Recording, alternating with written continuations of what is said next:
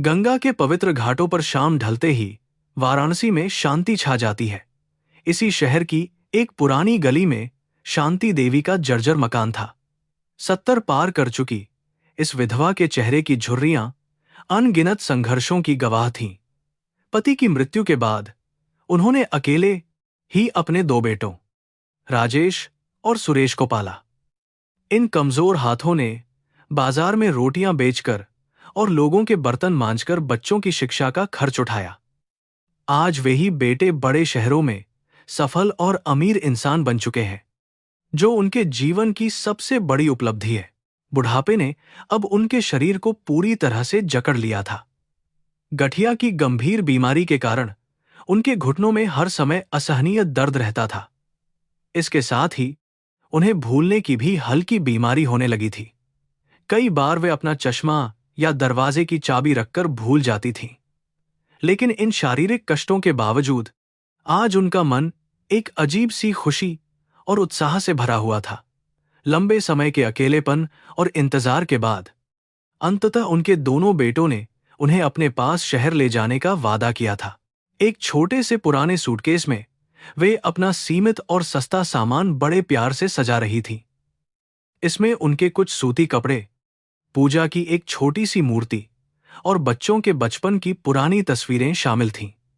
हर एक तस्वीर को वे ध्यान से देखतीं, उसे चूमतीं और अपनी छाती से लगा लेती थीं। उनकी आंखों से खुशी के आंसू छलक रहे थे, जो उनके झुर्रीदार गालों को भिगो रहे थे। उन्हें पूरा विश्वास था कि शहर में उनके बेटे उन्हें एक रानी की तरह रखेंगे और उनके बचे हुए दिन सुख शांति से बीतेंगे। उनका बड़ा बेटा राजेश दिल्ली में एक बहुत बड़ा व्यवसायी बन चुका था। उसके पास आलीशान घर, महंगी गाड़ियां और अपार संपत्ति थी। वहीं छोटा बेटा सुरेश मुंबई के एक प्रतिष्ठित बैंक में बड़े पद पर कार्यरत था। दोनों की सफलता पर शांति देवी को बहुत गर्व था और वे पूरे मोहल्ले में उनकी तारीफ करती नहीं थकती थीं। पड़ोस की औरतें भी उनसे ईर्ष्या करती थीं कि उनके बेटे कितने महान और आज्ञाकारी हैं। लेकिन किसी को भी इस बात का जरा सा भी अंदाजा नहीं था कि असलियत क्या होने वाली है। जैसे जैसे प्रस्थान का समय करीब आ रहा था, उनकी बेचैनी और खुशी दोनों ही बढ़ती जा रही थी। उन्होंने अपनी पुरानी पड़ोसन विमला को गले लगाया और भावुक होकर विदाई ली। विमला ने आंखों में आंसू भरकर कहा कि वह उन्हें बहुत याद करेगी, लेकिन वह भी इस बात से खुश थी कि शांति अब एक आरामदायक जीवन जिएगी। सूटकेस पकड़कर जब वे घर के दरवाजे से बाहर निकलीं, तो उन्होंने एक बार मुड़कर अपने इस पुराने घर को निहारा। यह सिर्फ एक इमारत नहीं थी, बल्कि उनकी पूरी जिंदगी का एकमात्र गवाह था। स्टेशन तक का रास्ता उन्होंने एक पुरानी साइकिल रिक्शा से तय किया। बनारस की जानी पहचानी सड़कें, मंदिरों की घंटियों की आवाज और हवा में फैली अगरबत्ती की सुगंध, सब कुछ पीछे छूट रहा था। रेलवे स्टेशन पर भारी भीड़ थी, लेकिन उनका ध्यान केवल दिल्ली जाने वाली ट्रेन पर केंद्रित था। राजेश ने उनके लिए वातानुकूलित डिब्बे का टिकट भेजा था, जो उनके लिए एक बिल्कुल नया और विलासितापूर्ण अनुभव था। ट्रेन में बैठते ही उन्होंने राहत की एक लंबी सांस ली और भगवान शिव को धन्यवाद दिया कि अंततः उनके सभी कष्ट दूर होने वाले हैं। ट्रेन जैसे ही स्टेशन से आगे बढ़ी, उन्होंने खिड़की से बाहर देखा। गंगा का पानी चांद की रोशनी में चमक रहा था, मानो उन्हें विदाई दे रहा हो। उन्होंने अपनी आंखें बंद कीं और अतीत की यादों में खो गईं। वह दृश्य उनकी आंखों के सामने तैरने लगा जब राजेश को पहली बार दिल्ली जाने का मौका मिला था। तब उनके पास पैसे नहीं थे, इसलिए उन्होंने अपने सोने के कंगन बेच दिए थे। उन्होंने अपना सब कुछ बच्चों के भविष्य के लिए कुर्बान कर दिया था, और आज उन्हें इस बात का कोई मल्लाल नहीं था। सुरेश की पढ़ाई के लिए भी उन्होंने दिन रात मेहनत की थी। जब सुरेश को मुंबई में नौकरी मिली थी, तो उन्होंने पड़ोसियों से कर्ज लेकर उसे शहर भेजा था। आज जब दोनों बेटे अपनी अपनी जिंदगी में इतने सफल हो गए थे, तो उनका मन गर्व से फूल जाता था। उन्होंने हमेशा यही माना था कि बच्चों की खुशी में ही माता पिता की असली खुशी छुपी होती है। वे एक पारंपरिक भारतीय मां थीं, जिनके लिए अपने बच्चों से ऊपर और कुछ भी नहीं था, न अपनी सेहत और न ही अपना कोई व्यक्तिगत स्वार्थ। रात काफी गहरी हो चुकी थी, लेकिन उन्हें नींद बिल्कुल नहीं आ रही थी। उनके दिल की धड़कनें तेज हो रही थीं। क्या वे दिल्ली के बड़े घर में सही से ढल पाएंगी? क्या उनकी बहू मीना उन्हें उसी तरह से प्यार करेगी जैसे वे उससे प्यार करती हैं? ऐसे कई सवाल उनके दिमाग में घूम रहे थे, लेकिन उन्होंने इन सभी चिंताओं को यह सोचकर दरकिनार कर दिया कि खून का रिश्ता सबसे गहरा होता है। उनका बेटा राजेश उन्हें कभी कोई तकलीफ नहीं होने देगा। यह उनका अटूट और दृढ़ विश्वास था। ट्रेन के पहियों की लयबद्ध आवाज उन्हें अतीत और भविष्य के बीच झूला झुला रही थी। उन्होंने अपने छोटे से बैग से एक पुरानी किताब निकाली। यह भगवद गीता थी, जिसे वे हर सुबह नियम से पढ़ती थीं। उनकी कमजोर आंखों से अक्षर साफ नहीं दिख रहे थे, फिर भी वे अपनी उंगलियों से पन्नों को महसूस कर रही थीं। उन्होंने ईश्वर से प्रार्थना की कि उनके दोनों बेटे हमेशा खुश रहें, स्वस्थ रहें और तरक्की करते रहें। अपनी प्रार्थनाओं में उन्होंने हमेशा बच्चों को ही सबसे आगे रखा था, खुद के लिए कभी कुछ नहीं मांगा। सुबह की पहली किरण के साथ ट्रेन दिल्ली स्टेशन पर पहुंच गई। दिल्ली की विशालता, ऊंची इमारतें और लोगों की भयानक भीड़ देखकर वे थोड़ी घबरा गईं। वे प्लेटफॉर्म पर अपना पुराना सूटकेस पकड़े खड़ी थीं और बेसब्री से अपने बेटे राजेश को ढूंढ रही थीं। उनकी नजरें भीड़ में उस परिचित चेहरे को तलाश रही थीं, जिसे उन्होंने सालों से सिर्फ तस्वीरों में ही देखा था। काफी देर तक इंतजार करने के बाद जब कोई उन्हें लेने नहीं आया, तो उनके मन में एक अजीब सा डर और चिंता पैदा होने लगी। अचानक एक ड्राइवर वर्दी में उनके पास आया और उनका नाम पूछने लगा। उसने बताया कि राजेश बाबू किसी जरूरी मीटिंग में व्यस्त है, इसलिए उन्होंने कार भेज दी है। यह सुनकर उनका मन थोड़ा उदास जरूर हुआ, लेकिन फिर उन्होंने खुद को यह कहकर समझा लिया कि बड़ा आदमी है, काम तो होगा ही। वे उस शानदार वातानुकूलित कार में बैठ गईं। कार के शीशे से वे दिल्ली शहर की चकाचौंध को हैरानी से देख रही थीं। यह दुनिया उनकी बनारस की शांत और धीमी जिंदगी से बिल्कुल अलग और अनजान थी। कार एक बेहद पॉश और महंगी सोसाइटी के गेट पर आकर रुकी। ऊंची सुरक्षा वाली इमारत और चारों तरफ फैली साफ सफाई देखकर वे हैरान रह गईं। वे अपने साधारण सूती कपड़े और पुराने सूटकेस को देखकर थोड़ा संकोच महसूस करने लगीं। लिफ्ट में जब वे ऊपर जा रही थी, तो उनका दिल जोरों से धड़क रहा था। वे अपने बेटे को देखने के लिए इतनी बेचैन थीं कि उन्हें अपनी गठिया के दर्द का भी एहसास नहीं हो रहा था। आखिर इतने सालों का इंतजार जो आज खत्म होने जा रहा था। दरवाजा खुला और सामने उनकी बहू मीना खड़ी थी। उसने आधुनिक कपड़े पहने हुए थे और उसके चेहरे पर स्वागत की कोई खास मुस्कान नहीं थी। उसने बड़ी ही रुखाई से उन्हें अंदर आने को कहा। घर के अंदर का नजारा किसी महल से कम नहीं था। कीमती झूमर, विदेशी फर्नीचर और संगमरमर के फर्श ने उनकी आंखें चौंधिया दी, लेकिन इस खूबसूरत और आलीशान घर में उन्हें एक अजीब सी ठंडक और बेगानेपन का एहसास हुआ। बनारस की वह गर्माहट और अपनापन यहां कहीं भी दूर दूर तक दिखाई नहीं दे रहा था। वे चुपचाप एक कोने में सोफे पर बैठ गईं, डरते हुए कि कहीं उनके पुराने कपड़ों से वह महंगा सोफा गंदा न हो जाए। मीना ने नौकरानी से उन्हें पानी पिलाने को कहा और खुद अपने मोबाइल में व्यस्त हो गई। राजेश के घर लौटने का इंतजार करते हुए शांति देवी की आंखें बार बार दरवाजे की तरफ उठ रही थीं। उनके सीने में एक अजीब सी घबराहट पैदा हो रही थी। जिस सुनहरे भविष्य की उन्होंने कल्पना की थी, उसकी शुरुआत इतनी ठंडी और नीरस होगी, ये उन्होंने कभी नहीं सोचा था। कुछ घंटों बाद राजेश घर लौटा। वह बहुत थका हुआ लग रहा था। शांति देवी खुशी से उठ खड़ी हुईं और अपने बेटे को गले लगाने के लिए आगे बढ़ीं। राजेश ने भी उन्हें औपचारिक रूप से गले लगाया, लेकिन उसमें वह बचपना और वह गर्माहट गायब थी जिसे वे ढूंढ रही थीं।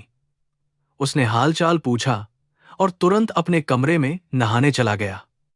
शांति देवी फिर से उसी जगह बैठ गईं। उन्हें समझ नहीं आ रहा था कि उनके बेटे के पास अपनी मांग के लिए 2 मिनट का भी समय नहीं है। रात के खाने का समय हुआ तो वे डाइनिंग टेबल पर गईं। वहां कई तरह के पकवान रखे थे, लेकिन उनका मन कुछ भी खाने को नहीं कर रहा था। राजेश और मीना आपस में अंग्रेजी में कुछ बातें कर रहे थे, जो उनकी समझ से बिल्कुल परे थीं। वे खुद को वहां बिल्कुल अजनबी और अनचाहा महसूस कर रही थीं। उन्होंने सिर्फ 2 रोटी और थोड़ी सी दाल खाई और अपने लिए निर्धारित किए गए छोटे से कमरे में वापस आ गईं। उनका यह नया कमरा घर के सबसे एकांत कोने में स्थित था। कमरे में एक छोटी सी खिड़की थी, जिससे बाहर की चमकती हुई दुनिया दिखाई दे रही थी। उन्होंने अपना सूटकेस खोला और उसमें से वही पुरानी तस्वीर निकाली, जिसमें पूरा परिवार एक साथ मुस्कुरा रहा था। उस तस्वीर को देखकर उनकी आंखों से फिर आंसू बहने लगे। ये खुशी के नहीं, बल्कि एक अज्ञात डर और अकेलेपन के आंसू थे। बनारस की गलियों की वह स्वतंत्रता यहां इस आलीशान पिंजरे में कहीं खो गई थी। उन्हें पहली बार एहसास हुआ कि शहर की चमक दमक के पीछे एक बहुत ही गहरा और भयानक अंधकार छिपा है। अगली सुबह वे अपनी आदत के अनुसार बहुत जल्दी उठ गईं। उन्होंने पूजा करने के लिए अपनी छोटी सी घंटी बजाना शुरू किया। अचानक मीना कमरे में आई और उसने बड़ी ही कठोरता से कहा कि वे इतनी सुबह शोर न करें, क्योंकि इससे उनकी नींद खराब होती है। शांति देवी के हाथ से घंटी छूटकर गिर पड़ी और उनका दिल पूरी तरह से टूट गया। जिस घर में उन्होंने भगवान की प्रार्थना से दिन की शुरुआत करने की उम्मीद की थी, वहां उनका भगवान का नाम लेना भी एक बड़ा अपराध बन गया था। राजेश भी कुछ देर बाद उठा और उसने मीना का ही पक्ष लिया। उसने मां से कहा कि शहर के नियम अलग होते हैं और उन्हें यहां के तौर तरीकों के अनुसार ढलना होगा। शांति देवी ने चुपचाप अपनी मूर्ति वापस सूटकेस में रख दी।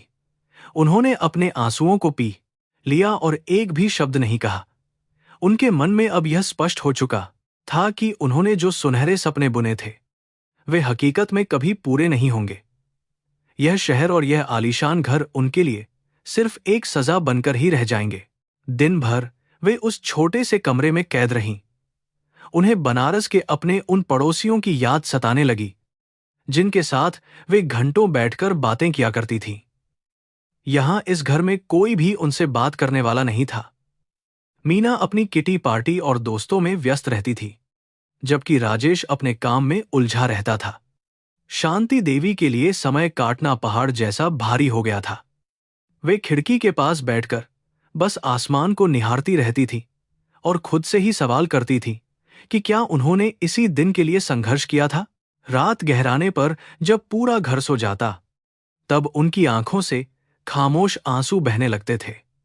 उन आंसुओं में उनके जीवन भर की थकान, त्याग और निराशा का भारीपन साफ झलकता था। उनका शरीर गठिया के दर्द से कराहता था, लेकिन अब उनके दिल का दर्द शरीर के दर्द से कहीं अधिक भयंकर हो चुका था। उन्हें अब यह डर सताने लगा था कि क्या दूसरे बेटे सुरेश के घर का माहौल भी ऐसा ही होगा। इन दर्दनाक सवालों के साथ उनका पहला दिन इस नई अजनबी दुनिया में बहुत ही खौफनाक तरीके से समाप्त हुआ। दिल्ली के उस आलीशान फ्लैट में शांति देवी की जिंदगी एक कैदी जैसी होकर रह गई थी। बाहर की दुनिया में गाड़ियों का भारी शोर था, लेकिन इस घर के अंदर एक खौफनाक सन्नाटा पसरा रहता था। हर सुबह सूरज निकलता था, लेकिन उनके उस छोटे कमरे में रोशनी की एक किरण भी मुश्किल से पहुंच पाती थी। उनका पूरा दिन उसी बिस्तर पर बैठे बैठे बीत जाता था। बनारस की गलियों में जो महिला कभी मीलों पैदल चल लिया करती थी, वह आज एक कमरे से दूसरे कमरे तक जाने में भी बहुत कतराने लगी थी।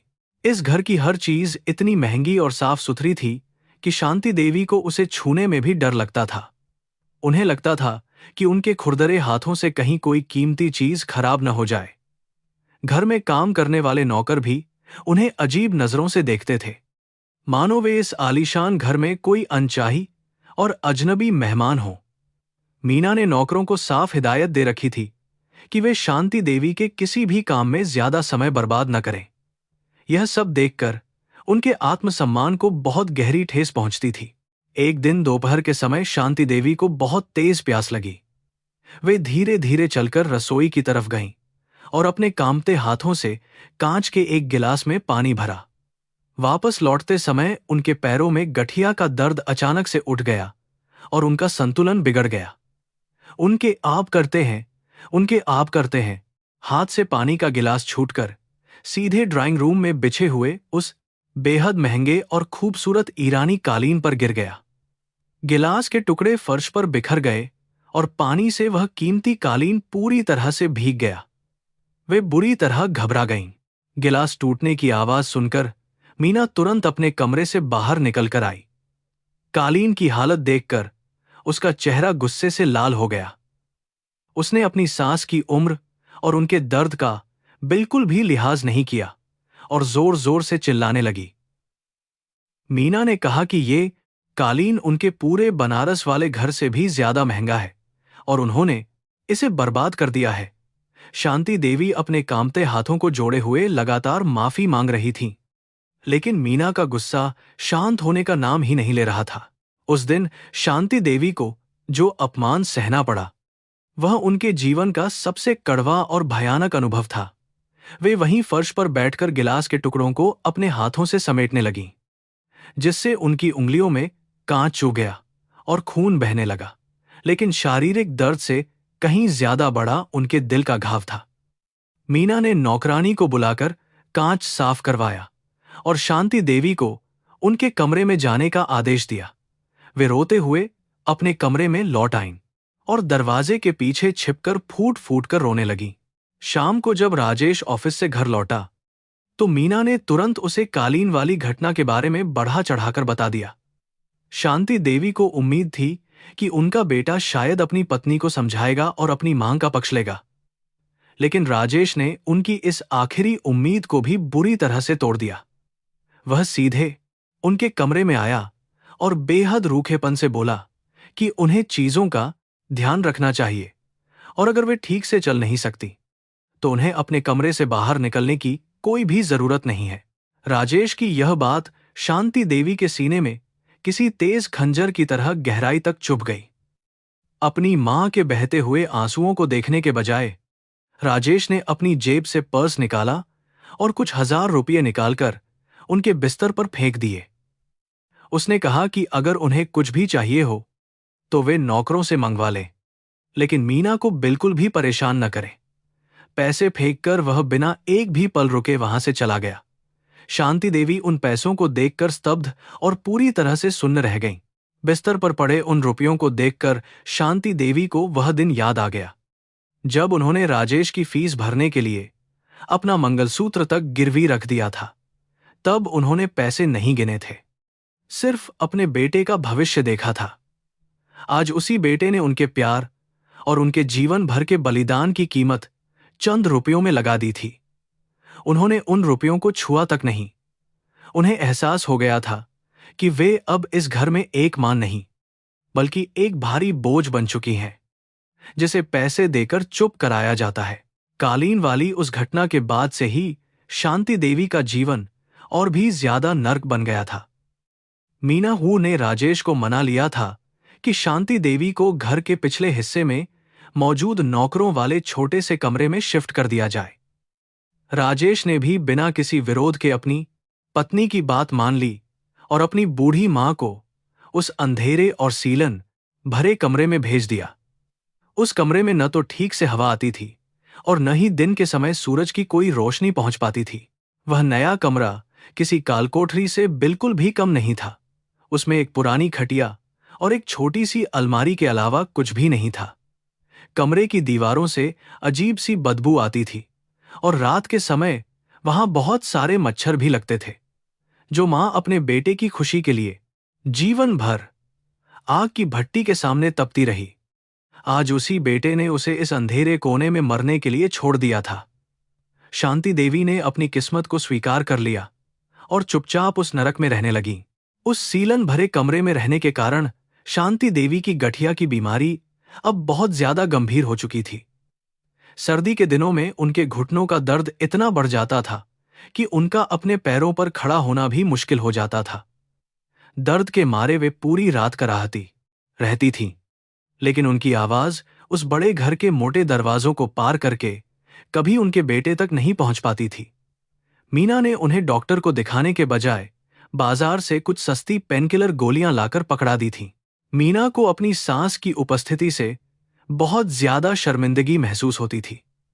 जब भी उसके अमीर दोस्त या किटी पार्टी की महिलाएं घर आती थीं, तो वह शांति देवी को उस छोटे कमरे से बाहर निकलने के लिए सख्त मना कर देती थी। मीना नहीं चाहती थी कि उसके दोस्त यह देखें कि उसकी सास कितने साधारण और गंदे कपड़े पहनती है। शांति देवी को ऐसे मौकों पर एक अपराधी की तरह अपने ही घर में छिपकर रहना पड़ता था। उनकी पूरी पहचान बस उस अंधेरे कमरे तक ही सीमित होकर रह गई थी। एक दिन मीना ने घर में एक बहुत बड़ी पार्टी का आयोजन किया था। बाहर ड्राइंग रूम से तेज संगीत, हंसी, मजाक और बर्तनों की खनकती हुई आवाजें आ रही थीं। शांति देवी को उस दिन सुबह से ही कुछ भी खाने को नहीं मिला था और उन्हें बहुत तेज भूख लग रही थी। वे धीरे से अपने कमरे से बाहर निकलीं और दरवाजे की ओट में छिपकर बाहर का नजारा देखने लगीं। वहां तरह तरह के स्वादिष्ट पकवान रखे हुए थे और सभी मेहमान बहुत ही खुशी के साथ जश्न मनाने में पूरी तरह डूबे हुए थे।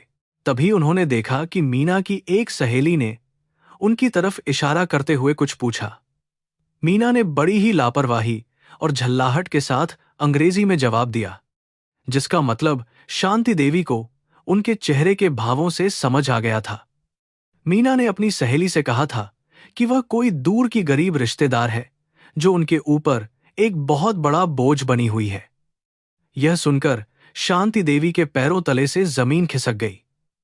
उनके अपने बेटे के घर में उन्हें एक अनचाहा और भिखारी रिश्तेदार बना दिया गया था। उस रात शांति देवी को बिल्कुल भी नींद नहीं आई। उनके दिल में जो थोड़ा बहुत आत्मसम्मान बचा था, वह भी आज पूरी तरह से चकनाचूर हो गया था। उन्होंने कभी सपने में भी नहीं सोचा था कि उनके बुढ़ापे का यह अंजाम होगा। बनारस में जब वे सूखी रोटी खाती थीं, तब भी उनके मन में एक सुकून रहता था और सिर हमेशा गर्व से ऊंचा रहता था। लेकिन आज इतने बड़े महल में रहकर भी वे एक भिखारी से ज्यादा कुछ नहीं थीं। उनके लिए यह अपमान किसी भी मौत से कहीं ज्यादा बदतर था। राजेश का अपनी पत्नी के इन सब क्रूर व्यवहारों पर पूरी तरह से चुप रहना शांति देवी को सबसे ज्यादा तकलीफ देता था।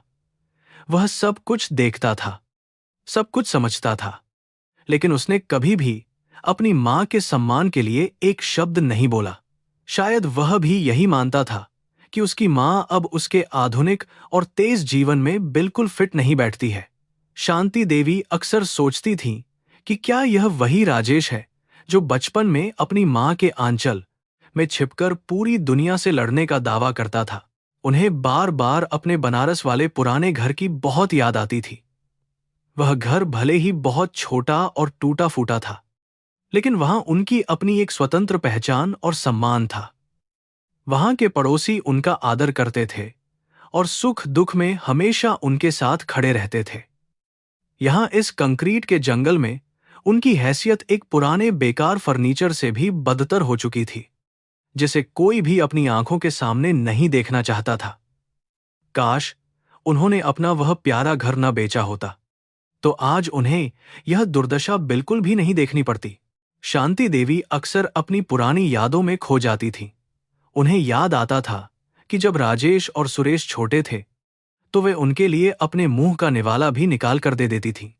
उन्होंने अपने बच्चों को दुनिया की हर खुशी देने के लिए अपनी पूरी जवानी और अपने सारे सपने कुर्बान कर दिए थे। उन्होंने अपनी साड़ियों में पैबंद लगाकर बच्चों के लिए नए और महंगे कपड़े खरीदे थे, लेकिन आज उसी त्याग और बलिदान का सिला उन्हें इस अंधेरे और बदबूदार कमरे में भूख और प्यास से तड़प कर मिल रहा था। अब उन्होंने घर में किसी से भी बात करना पूरी तरह से छोड़ दिया था। वे बस एक जिंदा लाश की तरह उस कमरे में पड़ी रहती थीं।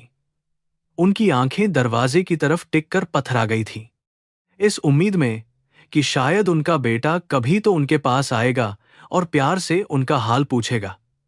लेकिन ऐसा कोई चमत्कार कभी नहीं हुआ।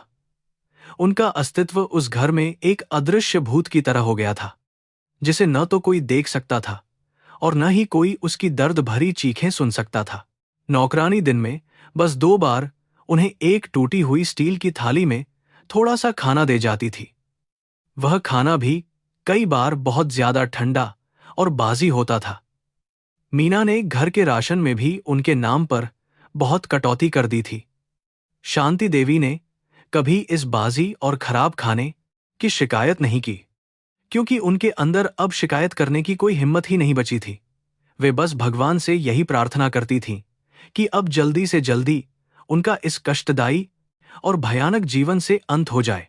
एक रात जब बारिश बहुत तेज हो रही थी, कमरे की छत से पानी टपकने लगा।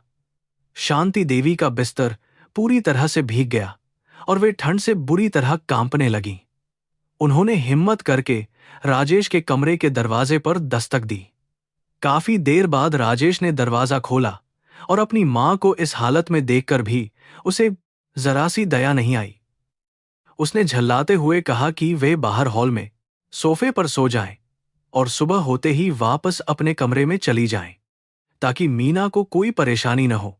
उस रात सोफे पर लेटे हुए शांति देवी को यह पूरी तरह से स्पष्ट हो गया था कि उनका यह बेटा अब हमेशा के लिए मर चुका है।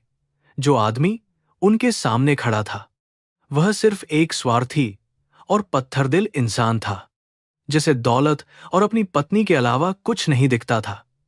उन्होंने अपने आंसुओं को पोंछ लिया और तय किया कि अब वे कभी भी अपने इस बेटे से कोई उम्मीद नहीं रखेंगी। उनके दिल का हर एक कोना अब पूरी तरह से टूट चुका था और उनकी सभी भावनाएं सुन्न पड़ चुकी थीं। अगले कुछ महीनों तक शांति देवी का जीवन इसी भयानक नरक में किसी तरह घिसटता रहा। उन्होंने खुद को एक अदृश्य आवरण में समेट लिया था। वे अब न तो अपनी बीमारी की शिकायत करती थीं और न ही किसी के व्यवहार पर आंसू बहाती थीं। उनकी यह खामोशी राजेश के लिए सुविधाजनक थी, लेकिन मीना के लिए यह अभी भी एक बड़ी परेशानी का सबब बनी हुई थी। वह किसी भी कीमत पर अपनी इस पुरानी और बीमार सास से हमेशा के लिए छुटकारा पाना चाहती थी, जिसके लिए वह लगातार योजनाएं बना रही थी। मीना अब हर रोज राजेश के कान भरने लगी थी। वह लगातार यह दबाव डाल रही थी कि अब शांति देवी की जिम्मेदारी उठाने की बारी सुरेश की है। उसने राजेश से साफ कह दिया था कि वह अब एक दिन भी इस बूढ़ी औरत को अपने घर में बर्दाश्त नहीं कर सकती। राजेश भी अब अपनी मां के इस बोझ से बुरी तरह थक चुका था और वह भी किसी तरह उनसे पीछा छुड़ाने का बहाना ढूंढ रहा था। शांति देवी की किस्मत का एक और खौफनाक और दर्दनाक अध्याय अब शुरू होने वाला था।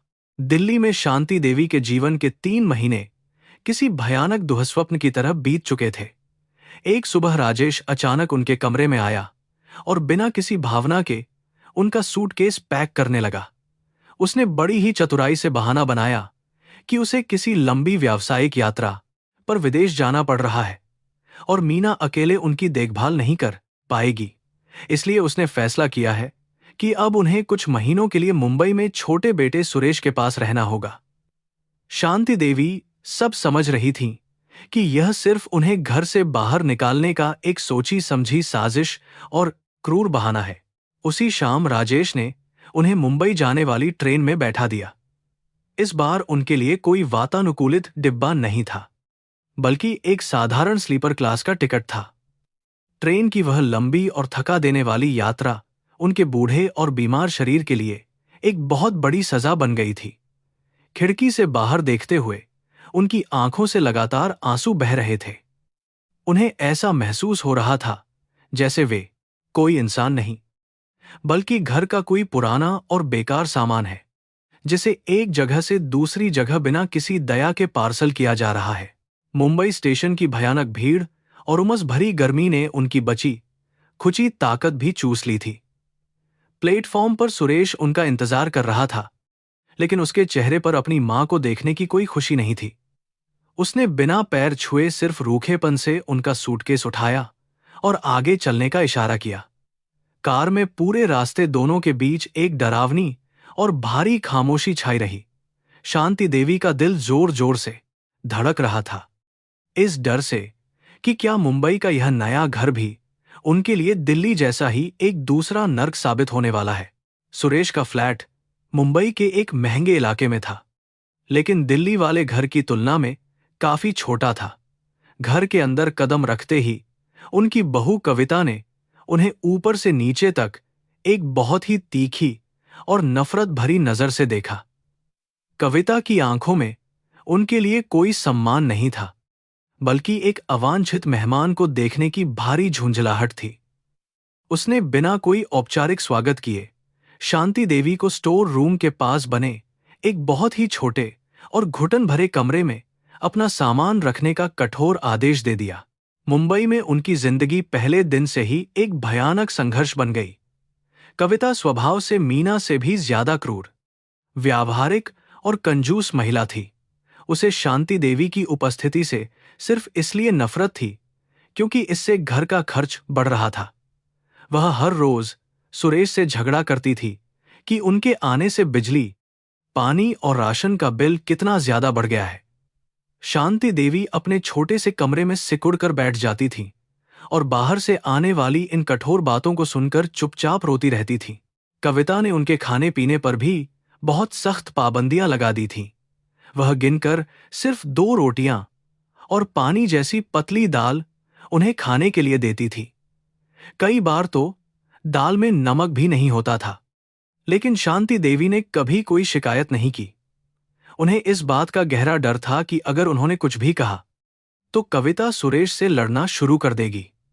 एक बार उन्होंने थोड़ी सी अतिरिक्त सब्जी मांग ली थी तो कविता ने उन्हें भिखारी कहकर बुरी तरह अपमानित किया था। उस दिन के बाद उन्होंने कभी पेट भर खाना नहीं खाया। मुंबई की अत्यधिक उमस और जलवायु के कारण शांति देवी की गठिया की बीमारी बहुत खतरनाक रूप ले चुकी थी। उनके घुटनों और जोड़ों में सूजन आ गई थी और हर समय असहनीय दर्द रहता था। जब उन्होंने सुरेश से डॉक्टर को दिखाने या दर्द निवारक दवाइयां लाने के लिए कहा तो कविता बीच में ही बोल पड़ी। उसने चिल्लाते हुए कहा कि उनके पास इस बुढ़ापे की फालतू बीमारियों पर बर्बाद करने के लिए पैसे नहीं हैं। सुरेश भी अपनी पत्नी की हाँ में हाँ मिलाते हुए वहां से चुपचाप खिसक गया, जिससे उनका दिल पूरी तरह टूट गया। अब दोनों भाइयों के बीच फोन पर भयानक और तीखी बहस होने का सिलसिला शुरू हो चुका था। सुरेश ने राजेश को फोन करके उस पर धोखा देने का गंभीर आरोप लगाया। उसका कहना था कि राजेश ने चालाकी से मां की जिम्मेदारी उसके सिर पर थोप दी है। सुरेश चिल्ला चिल्ला कर कह रहा था कि वह अकेले इस भारी बोझ को नहीं उठा सकता और राजेश को अपना आधा खर्च उठाना ही पड़ेगा। कमरे के पतले दरवाजे के पीछे बैठी शांति देवी अपने ही खून को इस तरह पैसों के लिए लड़ते हुए सुनकर हर पल मर रही थीं। राजेश भी फोन पर अपनी जिम्मेदारी से पूरी तरह मुकरने की कोशिश कर रहा था। उसका तर्क था कि उसने मां को कई बार संभाला है और अब अगले कुछ सालों तक यह पूरी तरह से सुरेश का सिरदर्द है। दोनों भाई अपनी बूढ़ी मां को एक फालतू सामान की तरह समझ रहे थे, जिसे कोई भी अपने घर में रखने को तैयार नहीं था। वे उन्हें एक पिंग पोंग बॉल की तरह एक दूसरे के पाले में धकेलने का घिनौना खेल खेल रहे थे। यह निर्दयी बातचीत शांति देवी की आत्मा को बुरी तरह से छलनी कर रही थी। उन दोनों भाइयों की खौफनाक बातें सुनकर शांति देवी को बनारस के वे पुराने और मुश्किल दिन याद आ गए, जब ये दोनों बच्चे छोटे थे और घर में सिर्फ एक ही रोटी बचती थी, तो वे खुद भूखी सो जाती थीं और दोनों को आधी आधी रोटी खिला देती थीं। उन्होंने कभी अपने प्यार और अपनी ममता को दोनों बेटों के बीच नहीं बांटा था, लेकिन आज उनके वही पढ़े लिखे और अमीर बेटे अपनी मां को पालने की जिम्मेदारी को महीनों और पैसों के हिसाब से बड़ी ही बेशर्मी और क्रूरता के साथ बांट रहे थे। कविता के मानसिक अत्याचारों की कोई सीमा नहीं थी।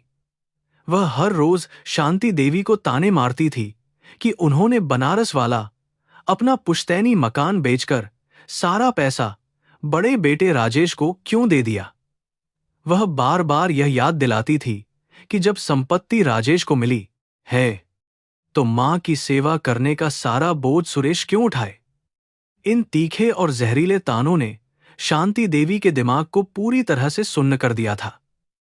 वे अब किसी भी बात का जवाब नहीं देती थीं, बस एक खाली और मृत नजरों से दीवार को घूरती रहती थीं। शारीरिक दर्द और अत्यधिक मानसिक तनाव के कारण उनका शरीर अब एक जीवित कंकाल में तब्दील हो चुका था। उनके चेहरे की वह पुरानी चमक और आंखों का वह शांत भाव अब हमेशा के लिए गायब हो चुका था। उनके गाल पूरी तरह से पिचक गए थे और आंखों के नीचे गहरे काले गड्ढे बन गए थे।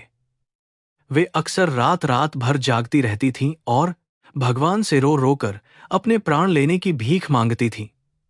उन्हें लगता था कि उनका इस दुनिया में जीवित रहना ही अब उनके बच्चों के लिए सबसे बड़ी परेशानी और मुसीबत बन गया है। एक दिन बाथरूम जाते समय कमजोरी के कारण उनके पैरों ने जवाब दे दिया और वे धड़ाम से फर्श पर गिर पड़ी। उनके माथे पर गहरी चोट लगी और खून बहने लगा। गिरने की तेज आवाज सुनकर सुरेश और कविता दौड़कर बाहर आए, लेकिन अपनी खून से लथपथ मां को उठाने के बजाय सुरेश ने उन पर जोर से चिल्लाना शुरू कर दिया। उसने कहा कि वे जानबूझकर उन्हें परेशान करने के लिए यह सब नाटक कर रही हैं, ताकि उनका ध्यान खींचा जा सके। शांति देवी ने दर्द से कराहते हुए अपनी आंखें हमेशा के लिए बंद कर लीं। उस दिन उन्हें बिना किसी इलाज के खून से स्ने कपड़ों में ही उनके कमरे में पटक दिया गया। यह वह भयानक पल था जब शांति देवी के अंदर बची हुई उम्मीद की आखिरी किरण भी हमेशा के लिए बुझ गई। उन्होंने समझ लिया था कि इंसानियत और रिश्तों का अब इस दुनिया में कोई भी मोल नहीं बचा है। उनके अपने ही बच्चों ने उनके प्यार और त्याग का जो सिला दिया था, वह किसी भी नरक की यातना से कहीं ज्यादा खौफनाक और दर्दनाक था। अब उनके दिल में न कोई प्यार था और न ही कोई दर्द। कुछ दिनों बाद सुरेश ने फिर से राजेश को फोन किया और इस बार उसकी आवाज में एक अजीब सी कठोरता थी। उसने साफ शब्दों में अल्टीमेटम दे दिया कि वह अब किसी भी कीमत पर अपनी मां को अपने साथ नहीं रख सकता। उसने राजेश से कहा कि अगर उसने कोई ठोस और स्थायी समाधान नहीं निकाला तो वह मां को किसी सस्ते वृद्धाश्रम में हमेशा के लिए छोड़ देगा। फोन के स्पीकर से आती राजेश की सहमति की आवाज ने दरवाजे के पीछे खड़ी शांति देवी के वजूद को पूरी तरह से राख में बदल दिया। दोनों भाई अब एक ऐसी भयानक योजना बनाने पर विचार कर रहे थे जिससे वे समाज की नजरों में भी अच्छे बने रहें और उन्हें अपनी मां से भी हमेशा के लिए छुटकारा मिल जाए। वे नहीं चाहते थे कि उनके अमीर दोस्तों और रिश्तेदारों को यह पता चले कि उन्होंने अपनी मां को वृद्धाश्रम में फेंक दिया है। इसलिए वे किसी ऐसे घिनौने रास्ते की तलाश कर रहे थे जो उनके सम्मान को भी बचा ले। शांति देवी को यह तो नहीं पता था कि वे क्या योजना बना रहे हैं, लेकिन उन्हें मौत की आहट साफ सुनाई दे रही थी। शांति देवी ने अब खाना पीना लगभग पूरी तरह से छोड़ दिया था। उनका शरीर इतना कमजोर हो गया था कि वे बिना किसी सहारे के बिस्तर से उठ भी नहीं पाती थी। उनके मन में अब केवल एक ही गहरी इच्छा बची थी कि किसी तरह उनका यह अभिशप्त और बोझिल जीवन समाप्त हो जाए। वे बार बार अपने पति को याद करती थीं और उनसे शिकायत करती थीं कि वे उन्हें इस कठोर और स्वार्थी दुनिया में बिल्कुल अकेला क्यों छोड़ गए। उनकी यह खामोश तड़प उस छोटे से कमरे की दीवारों में घुट कर रह गई थी। कविता को उनकी इस बिगड़ती हालत से कोई दया या सहानुभूति नहीं थी, बल्कि वह इसे एक नाटक ही मानती थी। वह अक्सर अपने रिश्तेदारों को फोन करके शांति देवी की झूठी और मनगढ़ंत बुराइयां करती थी। वह कहती थी कि बुढ़िया बहुत ही जिद्दी है और जानबूझकर बीमार पड़ने का बहाना करती है ताकि उन्हें परेशान कर सके। शांति देवी ये सब बातें सुनती थीं, लेकिन अब उनके आंसुओं का स्रोत भी पूरी तरह से सूख चुका था। उन्होंने अपने कानों और दिल के दरवाजे इस बाहरी दुनिया के लिए पूरी तरह से बंद कर लिए थे। एक रात सुरेश बहुत ज्यादा शराब पीकर घर वापस लौटा। नशे की हालत में वह सीधे शांति देवी के कमरे में घुस गया और उनके सामने खड़े होकर अनाप शनाप बकने लगा। उसने अपनी सारी असफलताओं और तनावों का सीधा दोष अपनी मां के सिर पर मढ़ दिया। उसने बेहद गंदे और कठोर शब्दों में कहा कि उनका पैदा होना ही उसके जीवन का सबसे बड़ा श्राप है। एक बेटे के मुंह से निकली ये जहरीली और खंजर जैसी बातें किसी भी मां के लिए दुनिया की सबसे भयानक और असहनीय सजा से कम नहीं थीं। शांति देवी ने उस रात अपना आखिरी आंसू बहाया। उन्होंने महसूस किया कि मातृत्व का जो महान और पवित्र दर्जा समाज ने और धर्म ने दिया है, वह आज के इस कलयुग में सिर्फ एक झूठा और खोखला धोखा है। उन्होंने अपने ही हाथों से उन सांपों को दूध पिलाकर बड़ा किया था, जो आज उन्हें ही डसने के लिए पूरी तरह से तैयार बैठे थे। उन्होंने मन ही मन ईश्वर से कहा कि अगर अगले जन्म में उन्हें इंसान बनाना हो तो कभी किसी की मां मत बनाना। उनके दिल की ममता अब हमेशा के लिए मर चुकी थी। राजेश और सुरेश दोनों अब अपनी उस खौफनाक और शैतानी योजना को अंतिम रूप देने के बहुत करीब पहुंच चुके थे। वे लगातार फोन पर एक दूसरे से गुप्त और रहस्यमयी बातें करते थे। जब भी शांति देवी आसपास होती तो वे तुरंत अपनी बातचीत बंद कर देते थे। घर का माहौल एक अजीब सी खौफनाक और जानलेवा शांति से भर गया था, जो किसी बहुत बड़े और विनाशकारी तूफान के आने से ठीक पहले होती है। शांति देवी को भी यह अच्छी तरह से आभास हो चुका था कि उनके जीवन का अंतिम और सबसे डरावना अध्याय शुरू होने वाला है। इस तरह मुंबई के उस घर में शांति देवी का अस्तित्व एक ऐसे बोझ में बदल गया था जिसे हर कोई बस अपने कंधों से नीचे फेंकना चाहता था। उनका शरीर बीमारियों और भूख से टूट चुका था और उनकी आत्मा अपनों के दिए गए भयानक धोखे से लहूलुहान थी। दोनों बेटों ने जिम्मेदारी की इस पिंग पोंग बॉल को खेलते खेलते अब उसे हमेशा के लिए खेल के मैदान से ही बाहर फेंकने का खौफनाक फैसला कर लिया था। इंसानियत मर चुकी थी और अब सिर्फ क्रूरता और स्वार्थ का ही नंगा और घिनौना नाच होने वाला था। 6 महीने का लंबा और यातनापूर्ण समय बीत चुका था। शांति देवी के लिए मुंबई का वह छोटा सा कमरा अब एक जीवित कब्र में बदल चुका था। सुरेश और कविता का धैर्य अब पूरी तरह से खत्म हो चुका था और वे किसी भी कीमत पर अपनी मां से छुटकारा पाना चाहते थे। घर में हर रोज होने वाले भयंकर झगड़ों ने सुरेश के मानसिक संतुलन को भी पूरी तरह से हिलाकर रख दिया था। उसने राजेश को अंतिम चेतावनी दे दी थी कि अगर अब कुछ नहीं किया गया तो वह मां को सड़क पर धक्के मारकर घर से बाहर निकाल देगा। इस भयानक और शर्मनाक स्थिति से बचने के लिए दोनों भाइयों ने आपस में मिलकर एक गुप्त बैठक करने का फैसला किया। राजेश अपनी पत्नी मीना को बिना बताए दिल्ली से सीधे मुंबई के लिए उड़ान भरकर आ गया। दोनों भाइयों ने शहर के सबसे महंगे और आलीशान 5 सितारा होटल के एक शानदार कैफे में मिलने का फैसला किया।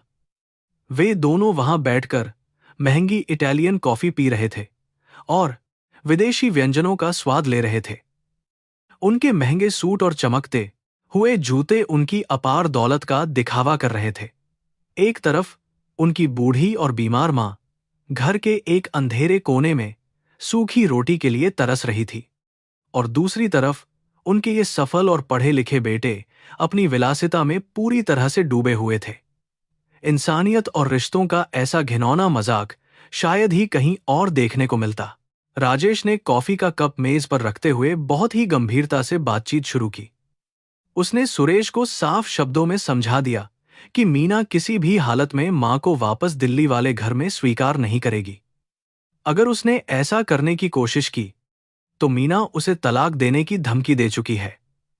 सुरेश ने भी अपनी मजबूरी जताते हुए कहा कि कविता भी अब मां को एक पल के लिए बर्दाश्त नहीं कर सकती और उसका वैवाहिक जीवन भी टूटने की कगार पर पहुंच चुका है। दोनों भाई अपनी बूढ़ी मां को अपनी खुशहाल जिंदगी का सबसे बड़ा दुश्मन मान बैठे थे। उन्हें अपनी मां के दुख और उनके भयानक कष्टों से कोई भी सहानुभूति नहीं थी। उन्होंने सबसे पहले मां को किसी सस्ते वृद्धाश्रम में छोड़ने के विचार पर लंबी चर्चा की, लेकिन राजेश ने तुरंत इस प्रस्ताव को खारिज कर दिया। उसका तर्क था कि उनके कई रिश्तेदार और अमीर दोस्त हैं जो अक्सर उनके पारिवारिक मामलों पर कड़ी नजर रखते हैं। अगर समाज में यह बात फैल गई कि इतने बड़े बिजनेसमैन और बैंकर ने अपनी मां को वृद्धाश्रम में फेंक दिया है तो उनकी बहुत भारी बदनामी होगी। समाज में उनकी इज्जत मिट्टी में मिल जाएगी और उनके व्यापार पर भी इसका बहुत ही बुरा असर पड़ेगा। अपनी झूठी इज्जत और सामाजिक प्रतिष्ठा को बचाने के लिए वे किसी भी हद तक जाने को तैयार थे, चाहे इसके लिए उन्हें कितना भी बड़ा पाप क्यों न करना पड़े। काफी देर तक गहराई से सोचने के बाद राजेश की आंखों में एक बहुत ही खौफनाक और शैतानी चमक दिखाई दी। उसने सुरेश की तरफ झुकते हुए अपनी आवाज को एकदम धीमा कर लिया और एक ऐसी भयानक योजना बताई जिसने इंसानियत की सारी हदें पार कर दी थीं। उसने कहा कि अगले हफ्ते प्रयागराज में विश्व का सबसे बड़ा धार्मिक मेला, महाकुंभ मेला शुरू होने वाला है। वहां पूरे देश से करोड़ों की संख्या में श्रद्धालु और साधु संत आते हैं। उस भयानक और असीमित भीड़ में अगर कोई इंसान एक बार खो जाए तो उसे दोबारा ढूंढना लगभग नामुमकिन होता है। राजेश का यह घिनौना सुझाव सुनकर सुरेश के चेहरे पर भी एक शैतानी और भयानक मुस्कान उभर आई। राजेश ने अपनी इस दिल दहला देने वाली योजना को और अधिक विस्तार से समझाना शुरू किया। उसने कहा कि वे दोनों मिलकर मां को यह विश्वास दिलाएंगे कि वे उन्हें उनके पुण्यों के लिए कुंभ के पवित्र स्नान और तीर्थ यात्रा पर ले जा रहे हैं। मां हमेशा से बहुत ज्यादा धार्मिक प्रवृत्ति की रही हैं, इसलिए वे इस प्रस्ताव को सुनकर बहुत खुश होंगी और उन पर कोई शक भी नहीं करेंगी। कुंभ के मेले में सबसे ज्यादा भीड़ वाले इलाके में ले जाकर वे उन्हें किसी बहाने से वहीं छोड़कर हमेशा के लिए गायब हो जाएंगे। यह एक ऐसा शैतानी और अचूक तरीका था जिसमें उन पर कोई उंगली भी नहीं उठा सकता था और उनकी इज्जत भी पूरी तरह सुरक्षित रहती। सुरेश ने थोड़ी सी हिचकिचाहट दिखाते हुए पूछा कि अगर मां वहां उस भीड़ में मर गई तो क्या होगा? राजेश ने बड़ी ही बेरहमी और ठंडे दिमाग से इसका जवाब दिया। उसने कहा कि कुंभ मेले में कई बड़े बड़े स्वयंसेवी संगठन, आश्रम और पुलिस के लोग मौजूद होते हैं। अगर मां वहां भटक भी गई तो कोई ना कोई धार्मिक संस्था या आश्रम उन्हें अपने साथ ले जाएगा और उनकी देखभाल करेगा। इस तरह वे दोनों अपने पापों को यह सोचकर सही ठहरा रहे थे कि वे अपनी मां को मार नहीं रहे हैं, बल्कि उन्हें भगवान के भरोसे एक नए जीवन में छोड़ रहे हैं। उनके इस खौफनाक तर्क में इंसानियत की कोई भी जगह नहीं बची थी। यह दृश्य आधुनिक समाज की उस भयानक सच्चाई को उजागर कर रहा था, जहां उच्च शिक्षा और दौलत ने इंसानों को मशीनों में बदल दिया है। ये दोनों भाई किसी जमाने में अपनी मां की गोद में सिर रखकर दुनिया के सारे डर भूल जाया करते थे। आज वही पढ़े लिखे और आधुनिक विचारों वाले बेटे अपनी उसी मां को एक लावारिस कुत्ते की तरह सड़क पर फेंकने की योजना बना रहे थे। उनके दिलों में अपनी मां के लिए न तो कोई ममता बची थी और न ही कोई करुणा। उन्होंने अपने सारे नैतिक मूल्यों और अपनी आत्मा को पैसों और अपनी झूठी सामाजिक प्रतिष्ठा की वेदी पर पूरी तरह से और हमेशा के लिए कुर्बान कर दिया था। दोनों भाइयों ने इस खौफनाक और शैतानी योजना पर पूरी तरह से अपनी सहमति जता दी। उन्होंने अपनी कॉफी के खाली कपों को टकराकर इस तरह से जश्न मनाया मानो उन्होंने कोई बहुत बड़ा और शानदार व्यापारिक सौदा तय कर लिया हो। इसके बाद राजेश वापस दिल्ली लौट गया ताकि वह अपनी इस योजना की तैयारी कर सके। इधर सुरेश भी अपने घर वापस आ गया और उसने अपनी पत्नी कविता को इस पूरे प्लान के बारे में विस्तार से बताया। यह भयानक खबर सुनकर कविता की खुशी का कोई ठिकाना नहीं रहा। उसने तुरंत अपने दिमाग में यह हिसाब लगाना शुरू कर दिया कि अब बुढ़िया के जाने के बाद घर का कितना पैसा और राशन हर महीने बचेगा। अगली सुबह सुरेश ने एक बहुत ही झूठी और बनावटी मुस्कान के साथ शांति देवी के छोटे से कमरे में प्रवेश किया। उसने अपनी आवाज में एक नकली मिठास भरते हुए कहा कि उसने और राजेश ने मां को प्रयागराज के महाकुंभ में स्नान कराने का फैसला किया है। कुंभ मेले का नाम सुनते ही शांति देवी की मृत और सूखी आंखों में अचानक एक अनोखी और चमकती हुई रोशनी आ गई।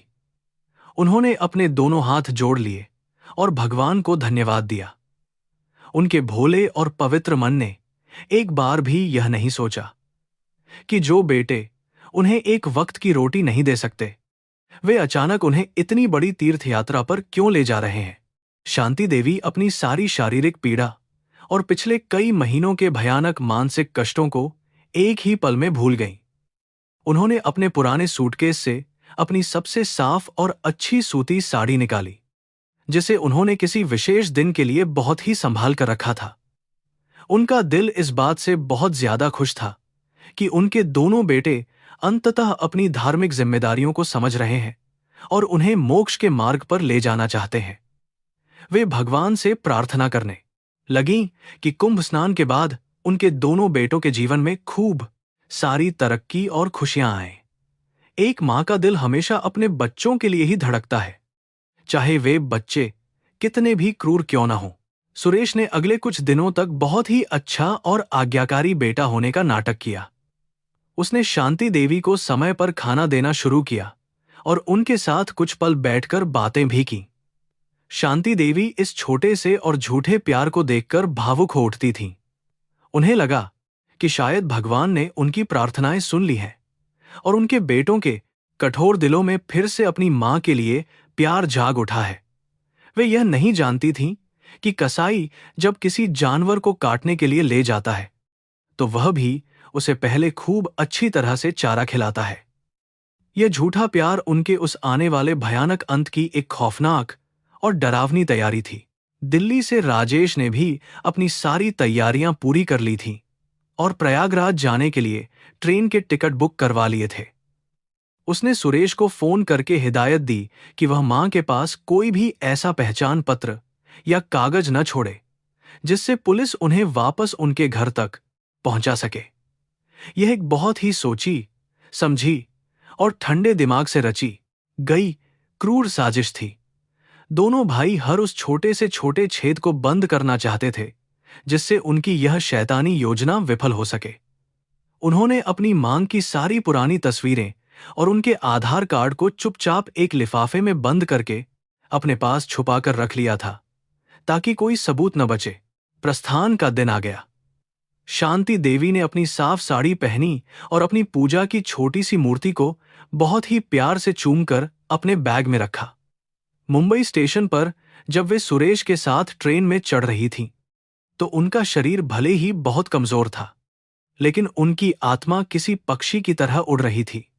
उन्हें लग रहा था कि यह यात्रा उनके जीवन के सारे कष्टों को धो देगी और वे एक नई और पवित्र शुरुआत करेंगी।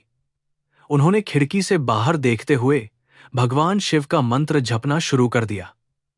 उनके मन में अपने दोनों बेटों के लिए सिर्फ और सिर्फ गहरा प्यार और असीम आशीर्वाद ही भरा हुआ था। ट्रेन के लंबे सफर के बाद जब वे प्रयागराज स्टेशन पर पहुंची तो वहां राजेश पहले से ही उनका इंतजार कर रहा था। स्टेशन पर लाखों लोगों की भयानक भीड़ थी और हर तरफ साधु संतों की भारी आवाजें गूंज रही थीं।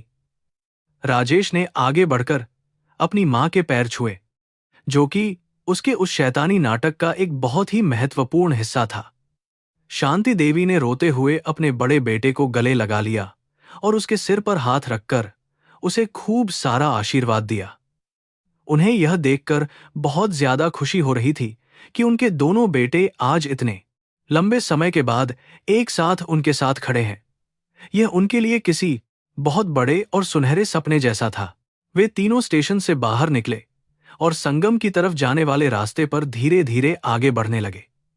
चारों तरफ इंसानों का एक ऐसा असीम और विशाल समुद्र था जिसका कोई भी किनारा दिखाई नहीं दे रहा था। ढोल नगाड़ों की तेज आवाजें, भजन कीर्तन का भारी शोर और हवा में उड़ती हुई धूल ने एक अजीब सा और रहस्यमयी माहौल बना रखा था। शांति देवी गठिया के दर्द के बावजूद अपने दोनों बेटों का हाथ पकड़कर बहुत ही उत्साह के साथ चल रही थीं। वे अपनी इस छोटी सी और झूठी खुशी में इतनी ज्यादा मग्न थीं कि वे अपने बेटों की आंखों में छिपे उस भयानक और गहरे खौफनाक इरादे को बिल्कुल भी नहीं पढ़ सकीं। जैसे जैसे वे संगम के मुख्य स्नान घाट के करीब पहुंच रहे थे, भीड़ का दबाव और भी ज्यादा खतरनाक तरीके से बढ़ता जा रहा था। राजेश और सुरेश ने एक दूसरे की तरफ एक बहुत ही रहस्यमयी और भयानक नजर से देखा। यह वह संकेत था जिसका उन्होंने उस आलीशान कैफे में बैठकर फैसला किया था। उनके चेहरों पर न तो कोई घबराहट थी और न ही अपने इस नीच काम के लिए कोई पछतावा। उनके दिल पत्थर के बन चुके थे और उनकी आंखों में अपनी मांग के लिए कोई दया नहीं बची थी। वे बस किसी भी तरह से अपनी इस भारी जिम्मेदारी से हमेशा के लिए मुक्त होने के उस खौफनाक और अंतिम पल का इंतजार कर रहे थे। घाट के पास पहुंचकर भीड़ इतनी ज्यादा घनी हो गई कि वहां सांस लेना भी मुश्किल हो रहा था। लोग एक दूसरे को बुरी तरह से धक्का दे रहे थे, और आगे बढ़ने की पूरी कोशिश कर रहे थे। शांति देवी इस भयानक धक्के मुक्की से बहुत ज्यादा डर गईं और उन्होंने सुरेश का हाथ और भी कसकर पकड़ लिया। उन्होंने कांपती हुई आवाज में कहा कि यहां बहुत ज्यादा भीड़ है और उन्हें डर लग रहा है कि कहीं वे गिर न जाएं। सुरेश ने बहुत ही ठंडी और कठोर आवाज में जवाब दिया कि उन्हें डरने की कोई जरूरत नहीं है और वे बस चुपचाप उनके पीछे पीछे चलती रहें। यह शांति देवी के साथ उनके बेटों की आखिरी बातचीत थी। तभी राजेश ने अपनी उस शैतानी योजना का सबसे महत्वपूर्ण पासा फेंका। उसने भीड़ के बीचों बीच अचानक रुककर कहा कि उसे बहुत तेज प्यास लगी है और वह पास की एक दुकान से पानी की बोतल खरीदने जा रहा है। उसने सुरेश को भी अपने साथ चलने का इशारा किया और शांति देवी से कहा कि वे वहीं उस पेड़ के नीचे खड़ी रहें और बिल्कुल भी अपनी जगह से न हिलें। शांति देवी ने बड़ी ही मासूमियत से सिर हिलाया और अपने दोनों बेटों को भीड़ में जाते हुए देखने लगी। उनके मन में अपने बेटों के लिए रत्ती भर भी कोई संदेह नहीं था, क्योंकि एक मां का दिल हमेशा अपने बच्चों पर अंधा विश्वास करता है। राजेश और सुरेश जैसे ही उस भारी भीड़ में थोड़ा सा आगे बढ़े, उन्होंने तुरंत अपनी दिशा बदल दी और एक पतली सी गली में छिप गए। वहां से छिपकर उन्होंने एक आखिरी बार अपनी बूढ़ी मां को उस पेड़ के नीचे अकेले और असहाय खड़े हुए देखा। उनकी मां अपनी कमजोर आंखों से भीड़ में उन्हें ही तलाश रही थी। एक पल के लिए भी दोनों भाइयों के कदम नहीं डगमगाए और न ही उनकी आत्मा कांपी। उन्होंने अपना मुंह दूसरी तरफ घुमाया और तेजी से रेलवे स्टेशन की तरफ वापस जाने वाले रास्ते पर चलने लगे। उन्होंने अपने जन्मदात्री को उस खौफनाक और अनजान समुद्र में मरने के लिए हमेशा के लिए छोड़ दिया था। सूरज धीरे धीरे ढलने लगा था और कुंभ मेले का माहौल और भी ज्यादा रहस्यमयी और शोरगुल वाला हो गया था। शांति देवी उसी पेड़ के नीचे खड़ी होकर घंटों से अपने दोनों बेटों का इंतजार कर रही थीं। उनके पैरों का दर्द अब बर्दाश्त से बिल्कुल बाहर हो चुका था और वे थकान के कारण वहीं धूल भरी जमीन पर बैठ गईं। उनकी आंखों में अभी भी यह पक्की उम्मीद थी कि उनके बेटे पानी लेकर बस अभी वापस आते ही होंगे। उन्हें इस बात का जरा सा भी अंदाजा नहीं था कि वे इंसानियत के इतिहास का सबसे बड़ा और भयानक धोखा खा चुकी हैं। उनका यह इंतजार अब उनके जीवन का सबसे भयानक और दर्दनाक सच बनने वाला था। प्रयागराज के संगम तट पर सूरज धीरे धीरे डूब रहा था और आसमान में लाल रंग फैल गया था। चारों ओर लाखों लोगों का विशाल समुद्र हिलोरे मार रहा था। शांति देवी उसी पेड़ के नीचे बैठी अपनी कमजोर आंखों से भीड़ में राजेश और सुरेश को ढूंढ रही थी। उन्हें लग रहा था कि उनके बेटे पानी लेकर बस आते ही होंगे। अखाड़ों से उठने वाले शंख और घंटों के भारी शोर ने उनके मन में एक अजीब सी घबराहट पैदा कर दी थी। समय लगातार बीतता जा रहा था, लेकिन उनके बेटों का कहीं कोई अता पता नहीं था। रात का अंधेरा कुंभ मेले पर पूरी तरह से छा चुका था। गंगा नदी से आने वाली सर्द हवाओं ने उनके कमजोर शरीर को बुरी तरह कंपाना शुरू कर दिया था। गठिया के भयानक दर्द को भूलकर उन्होंने किसी तरह खुद को पैरों पर खड़ा किया। वे हर गुजरते हुए अजनबी से अपने बेटों के बारे में पूछने लगीं। उन्होंने रोते हुए बताया कि उनके बेटे शहर से आए हैं और बहुत अच्छे कपड़े पहने हुए हैं, लेकिन उस तेज भागती भीड़ में किसी के पास एक बूढ़ी औरत को सुनने का समय नहीं था। लोग उन्हें बुरी तरह अनदेखा करके तेजी से आगे बढ़ रहे थे। जैसे जैसे रात गहरी हुई, उस भयानक सच्चाई ने उनके दिमाग में दस्तक देना शुरू कर दिया। उन्हें अचानक राजेश और सुरेश के वे रहस्यमयी इशारे और छुप छुप कर की गई बातें याद आने लगीं। पानी लाने का वह बहाना और उनका अचानक गायब होना कोई इत्तेफाक नहीं था। यह एहसास होते ही कि उनके खून ने उन्हें इस भीड़ में हमेशा के लिए छोड़ दिया है। उनका दिल टूट गया।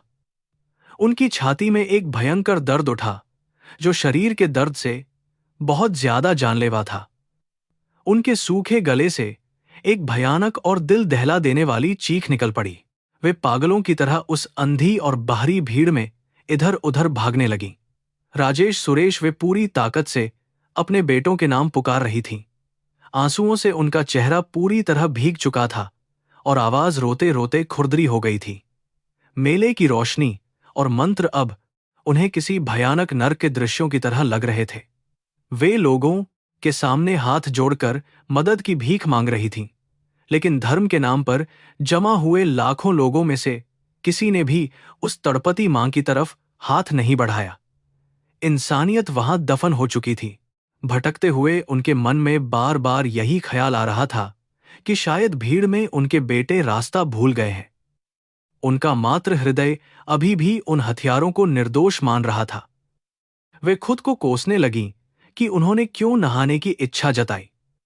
अगर वे मुंबई के छोटे कमरे में चुपचाप पड़ी रहती तो शायद उनके बेटों को यह परेशानी नहीं उठानी पड़ती। अपनी जान की परवाह किए बिना वे पुलिस और स्वयंसेवकों के पास जाकर हाथ जोड़कर अपने बच्चों को ढूंढने की गुहार लगा रही थी, जो असल में कभी खोए ही नहीं थे। लगातार चलने और धक्के खाने से उनके घुटनों का दर्द चरम पर पहुंच चुका था। उनके पैर अब शरीर का भार उठाने से इनकार कर रहे थे। थक हार कर वे एक तंबू के बाहर मिट्टी पर घुटनों के बल बैठ गईं। उनका गला प्यास से सूख चुका था और उन्हें चक्कर आ रहे थे। उन्होंने पास से गुजरने वाले एक व्यक्ति से थोड़ा पानी मांगा, लेकिन उसने उन्हें भिखारी समझकर दुत्कार दिया। इस पवित्र धार्मिक स्थल पर उस बूढ़ी औरत की आंखों से बहते आंसुओं की कीमत नदी के पानी से भी सस्ती हो गई थी। तभी दूर से नगाड़ों की भारी आवाजें आनी शुरू हो गईं। यह शाही स्नान के लिए नागा साधुओं के अखाड़े का संकेत था। उनके हाथों में चमकती तलवारें थीं और वे जोर जोर से महादेव का उद्घोष कर रहे थे। पुलिस ने लाठियां भांजते हुए जनता को किनारे करना शुरू कर दिया ताकि साधुओं के लिए रास्ता बने। उस संकरे रास्ते पर लाखों लोगों की भीड़ अचानक पीछे भागने लगी। वहां एक जानलेवा भगदड़ का डरावना माहौल बन गया, जहां किसी को किसी की कोई परवाह नहीं थी। शांति देवी उस भयानक मानव सुनामी के बीचों बीच फंसी हुई थीं। उनका कमजोर और बीमार शरीर उस लहर का सामना करने में असमर्थ था। वे संभलने की कोशिश कर ही रही थीं कि किसी आदमी का कंधा उनके सीने पर जोर से टकराया। इस झटके से उनका सिर एक लोहे के बैरिकेड से जा टकराया। माथे से खून की गर्म धार फूट पड़ी और आंखों के सामने सब काला पड़ गया। वे एक सूखी पत्ती की तरह उस बेरहम और गंदी जमीन पर गिर पड़ी। जमीन पर गिरने के बाद का वह दृश्य इंसानियत की सबसे भयानक तस्वीर था। धर्म और मोक्ष की तलाश में दौड़ रहे लोगों के पैरों ने उस बेसहारा मां को कीड़े मकोड़े की तरह कुचलना शुरू कर दिया। किसी का भारी बूट उनके पेट पर पड़ता तो किसी का पैर उनके कमजोर हाथों को कुचलता हुआ निकल जाता। हर कदम के साथ उनकी पसलियों के टूटने की आवाज आ रही थी।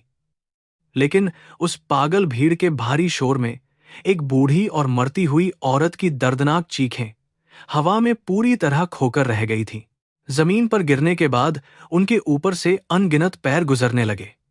हर कदम उनके शरीर की हड्डियों को बेरहमी से कुचल रहा था। लेकिन उस असहनीय दर्द के बीच भी उन्होंने अपने दोनों हाथों से अपनी छाती को मजबूती से ढक रखा था।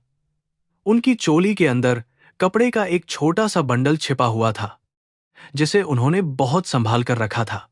इस बंडल में उनके बनारस वाले मकान को बेचने से मिले पैसे और कागजात थे। वे इस पवित्र मौके पर यह संपत्ति अपने बेटों को खुशी से सौंपना चाहती थीं, लेकिन उनके स्वार्थ ने मौका छीन लिया। उस छोटे से सूती बंडल में केवल पैसे नहीं थे, बल्कि उनके जीवन का अंतिम संघर्ष छिपा था। जब वे मुंबई में मौत की कगार पर थीं, तो उन्होंने गुपचुप तरीके से बनारस वाले मकान के खरीदार से संपर्क किया था। उन्होंने वह घर सस्ते दाम में सिर्फ इसलिए बेच दिया ताकि वे अपने दोनों लालची बेटों को खुश कर सकें। उन्हें लगा था कि पैसे देखकर शायद बहुओं का पत्थर दिल पिघल जाएगा और वे उन्हें परिवार का हिस्सा मान लेंगी। खून से स्ने उनके हाथ अभी भी उस बंडल को उसी झूठी उम्मीद के साथ जकड़े हुए थे। कुचले जाने के कारण उनके मुंह और नाक से भयानक खून बहने लगा था। आंखों के सामने धीरे धीरे मौत का गहरा अंधेरा छाने लगा था। जिंदगी के उन आखिरी पलों में उन्हें राजेश और सुरेश के बचपन के मासूम चेहरे याद आ रहे थे। वे याद कर रही थी कि कैसे उन्होंने खुद भूखी रहकर उन दोनों को अपने हाथों से निवाला खिलाया था। एक मां का पवित्र प्यार आज इस ठंडी कीचड़ में बेरहमी से दम तोड़ रहा था। बेटों ने जन्मदात्री को मौत के घाट उतारकर ऐसा घिनौना पाप किया था जिसकी माफी ईश्वर भी नहीं देगा। जैसे जैसे शरीर से खून बहकर मिट्टी में मिल रहा था, उनके दिमाग की उलझनें भी साफ होती जा रही थी। अब कोई भ्रम नहीं बचा था। पानी लाने का बहाना, कुंभ का अचानक बना प्लान, बिना टिकट की यात्रा, सब कुछ एक खुली किताब की तरह सामने आ गया था। एक मां का दिल जिसे कभी बच्चों में खोट नहीं दिखता, वह आज सच के उस डरावने रूप को देखकर पूरी तरह फट गया था। उनके अपने बच्चों ने प्यार का सौदा जान लेकर किया था। यह भयानक सच सोचकर उनकी सांसें और भी भारी और दर्दनाक होने लगी थीं। नागा साधुओं का वह विशाल जुलूस अब बहुत आगे बढ़ चुका था और पीछे तबाही का खौफनाक मंजर छोड़ गया था। जमीन पर कई लोग बुरी तरह से घायल पड़े थे, लेकिन शांति देवी की हालत सबसे ज्यादा गंभीर और दर्दनाक थी। रात की भयानक सर्दी और बहते खून ने उनके शरीर के तापमान को बिल्कुल शून्य कर दिया था। उनका नीला पड़ चुका चेहरा गवाह था कि अब वे इस दुनिया में ज्यादा देर की मेहमान नहीं है। संगम का वह घाट उनके लिए एक ठंडे कब्रिस्तान में बदल चुका था। उनका टूट चुका शरीर अब पूरी तरह से सुन्न पड़ गया था। कुंभ मेले का वह भारी शोर, भजनों की आवाजें और लोगों की चीख पुकार अब उनके कानों में आनी बंद हो गई थी। चारों तरफ एक भयानक सन्नाटा छा गया था। अपने उन क्रूर बेटों को कोई श्राप देने के बजाय उन्होंने इसे अपने पिछले जन्मों का बुरा कर्म मानकर चुपचाप स्वीकार कर लिया। उनके कांपते होंठों ने आखिरी बार शिव का नाम लिया और फिर हमेशा के लिए खामोश हो गए। संगम की उस ठंडी कीचड़ ने उस अभागी मां को हमेशा के लिए सुला लिया था। उसी समय मौत के उस भयानक मंजर से मीलों दूर राजेश और सुरेश सुरक्षित रूप से रेलवे स्टेशन पहुंच चुके थे। वे प्रथम श्रेणी के वातानुकूलित प्रतीक्षालय में आराम से बैठे हुए ठंडा पानी पी रहे थे। उनके चेहरों पर अपनी मां को खोने का जरा सा भी दुख नहीं था, बल्कि एक भारी बोझ से मुक्त हो जाने की गहरी राहत थी। उन्होंने मुस्कुराते हुए अपनी इस शैतानी योजना की सफलता पर एक दूसरे को बधाई दी। उन्हें पूरा विश्वास था कि वे बेदाग बच निकले हैं और अब उनकी जिंदगी से वह मनहूस कांटा निकल चुका है। स्टेशन के उस कमरे में बैठते हुए राजेश ने अपना फोन निकाला और पत्नी मीना को संदेश भेजा। उसने लिखा कि काम हो गया है और अब वह बुढ़िया उन्हें कभी परेशान नहीं करेगी। यह संदेश भेजते हुए उसके चेहरे पर एक शैतानी और विजयी मुस्कान थी। सुरेश भी अपने बादा बैग से सैंडविच निकालकर बड़े मजे से खाने लगा था। उन्हें इस बात का जरा सा भी एहसास नहीं था कि वे अब इंसान नहीं बल्कि राक्षस बन चुके हैं। उन्होंने अपनी ही जन्मदात्री मां का मांस नोच लिया था। दौलत के भयानक नशे ने उन्हें अंधा बना दिया था। कुछ घंटों बाद दोनों भाइयों ने अपने अपने शहरों की ट्रेनें पकड़ लीं। वे इस गलतफहमी में बहुत खुश थे कि अब वे अपनी पत्नियों के साथ एक तनाव मुक्त जीवन जिएंगे। लेकिन उन मूर्खों को बिल्कुल अंदाजा नहीं था कि ईश्वर की निष्पक्ष अदालत ने उनके इस भयानक कृत्य को देख लिया है। इंसानियत के खिलाफ किए गए इस घिनौने पाप की सजा देने के लिए कर्म का विनाशकारी चक्र पूरी ताकत से घूमना शुरू हो चुका था। उनके जीवन का झूठा स्वर्ग बहुत जल्द एक खौफनाक नर्क में बदलने वाला था, जिसकी उन्होंने कल्पना भी नहीं की थी। प्रयागराज की उस ठंडी रात ने दो खौफनाक कहानियां लिख दी थीं। एक तरफ वह निस्वार्थ मां थी जो कीचड़ और खून में सनी हुई अपनी आखिरी सांसें गिन रही थी। दूसरी तरफ वे दोनों क्रूर बेटे थे जो अपने इस महापाप का बड़ी बेशर्मी से जश्न मना रहे थे। लेकिन कुदरत का कानून हमेशा अटल और न्यायपूर्ण होता है। जो बीज उन्होंने आज इस भूमि पर धोखे और मौत के रूप में बोया था, उसकी फसल अब उन्हें आंसुओं और खून से सींचनी पड़ने वाली थी।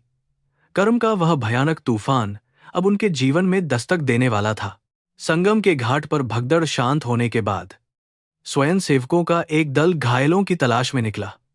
कीचड़ और खून से सनी उस ठंडी जमीन पर उन्हें शांति देवी का कुचला हुआ शरीर मिला। उनकी सांसें उखड़ रही थीं और पूरे शरीर से खून बह रहा था। स्वयंसेवकों ने तुरंत उन्हें स्ट्रेचर पर उठाया और पास ही बने एक अस्थायी चिकित्सा शिविर की ओर दौड़ पड़े। वहां का नजारा बेहद डरावना था। हर तरफ घायलों की चीख पुकार मची हुई थी। शांति देवी की हालत देखकर डॉक्टरों के चेहरे भी निराशा से पूरी तरह लटक गए थे। चिकित्सा शिविर के अंदर डॉक्टरों ने उन्हें बचाने की अपनी पूरी कोशिश शुरू कर दी। उनके शरीर में कई हड्डियां टूट चुकी थीं और बहुत ज्यादा खून बह जाने के कारण पल्स तेजी से गिर रही थी। ऑक्सीजन मास्क लगाने के बावजूद उनकी सांसों का संघर्ष बहुत भयानक लग रहा था। डॉक्टरों को समझ आ गया था कि इस कमजोर और बूढ़े शरीर के लिए अब कोई भी दवा काम नहीं करेगी। फिर भी वे इंसानियत के नाते अपने सारे प्रयास कर रहे थे। मौत धीरे धीरे शांति देवी के शरीर को अपने गहरे आगोश में ले रही थी। जीवन और मृत्यु के उस आखिरी और खौफनाक संघर्ष में भी शांति देवी की चेतना पूरी तरह से शून्य नहीं हुई थी। ऑक्सीजन मास्क के नीचे उनके कांपते हुए होंठ अभी भी कुछ बुदबुदा रहे थे। एक नर्स ने अपना कान उनके मुंह के पास ले जाकर सुना तो वे आखिरी सांसों में भी सिर्फ राजेश और सुरेश का नाम पुकार रही थी। उनके सीने पर रखा वह खून से सना कपड़ों का छोटा सा बंडल अभी भी उनके दोनों हाथों से मजबूती से जकड़ा हुआ था। एक मां का यह अटूट प्यार देखकर डॉक्टरों की आंखें भी नम हो गईं। कुछ ही पलों के बाद मॉनिटर पर चलने वाली दिल की धड़कन की वह ऊपर नीचे होती रेखा एकदम सीधी हो गई। मशीन से आने वाली एक लंबी बीप की आवाज ने यह घोषणा कर दी कि शांति देवी अब इस दुनिया में नहीं रहीं। उनके जीवन भर का वह भयानक संघर्ष, अपनों से मिला धोखा और असहनीय शारीरिक पीड़ा हमेशा के लिए शांत हो गई। उन्होंने अपनी आंखें खुली ही रखी थीं, मानो मौत के बाद भी उन्हें अपने हत्यारे बेटों का इंतजार था।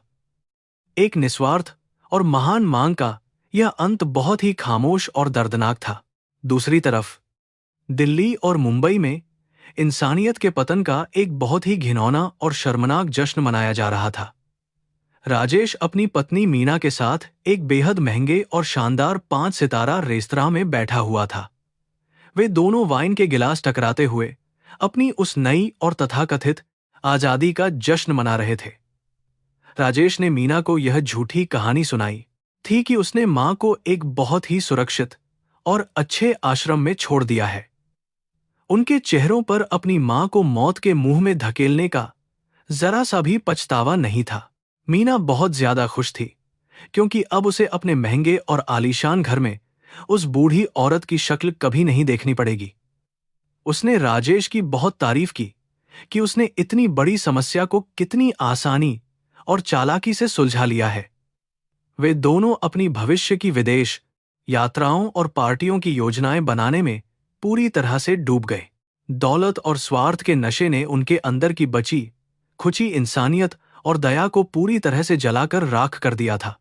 उन्हें लग रहा था कि उनका यह शैतानी राज हमेशा के लिए दफन हो चुका है। मुंबई में सुरेश और कविता का हाल भी बिल्कुल ऐसा ही था। कविता ने शांति देवी के उस छोटे से अंधेरे कमरे को साफ करवाना शुरू कर दिया था ताकि वहां अपना नया और महंगा फर्नीचर रख सके। सुरेश ने उसे बताया कि अब उन्हें हर महीने मां की दवाइयों और खाने पर एक भी पैसा खर्च नहीं करना पड़ेगा। कविता की खुशी का कोई ठिकाना नहीं था और वह सुरेश को एक बहुत ही समझदार पति मान रही थी। वे दोनों एक बेगुनाह मां की लाश पर अपने सुख और चैन का एक नया महल खड़ा कर रहे थे। उधर प्रयागराज के उस सरकारी अस्पताल में जहां शांति देवी का शव रखा हुआ था, पुलिस ने कानूनी कार्रवाई शुरू कर दी थी। एक वरिष्ठ पुलिस अधिकारी उनके शव का मुआयना कर रहा था। उस अधिकारी की नजर अचानक शांति देवी के हाथों में जकड़े उस खून से सने कपड़े के बंडल पर पड़ी। बहुत कोशिश करने के बाद पुलिस वालों ने उनकी सख्त हो चुकी उंगलियों को खोला और उस बंडल को बाहर निकाला। उन्हें लगा कि शायद इसमें कोई ऐसा सुराग मिल जाए जिससे इस बेसहारा और अनजान बूढ़ी औरत की सही पहचान हो सके। पुलिस अधिकारी ने जब वह खून से सना बंडल खोला तो उसके अंदर एक बहुत ही पुरानी और फटी हुई डायरी मिली। बेटों ने उनका आधार कार्ड तो छीन लिया था, लेकिन मान ने अपने पुराने बैंक की पासबुक और यह डायरी अपने पास हमेशा छिपाकर रखी थी। इस डायरी के पहले पन्ने पर ही राजेश और सुरेश के मोबाइल नंबर बहुत ही बड़े अक्षरों में लिखे हुए थे। इसके अलावा उस बंडल में कुछ कानूनी कागजात और एक पत्र भी था, जिसे पुलिस अधिकारी ने सुरक्षित रूप से अपनी पुलिस जीप के डैशबोर्ड में रख लिया। अगली सुबह बहुत जल्दी पुलिस अधिकारी ने अपनी डायरी से नंबर निकालकर राजेश को फोन लगाया। दिल्ली में राजेश गहरी और सुकून भरी नींद सो रहा था।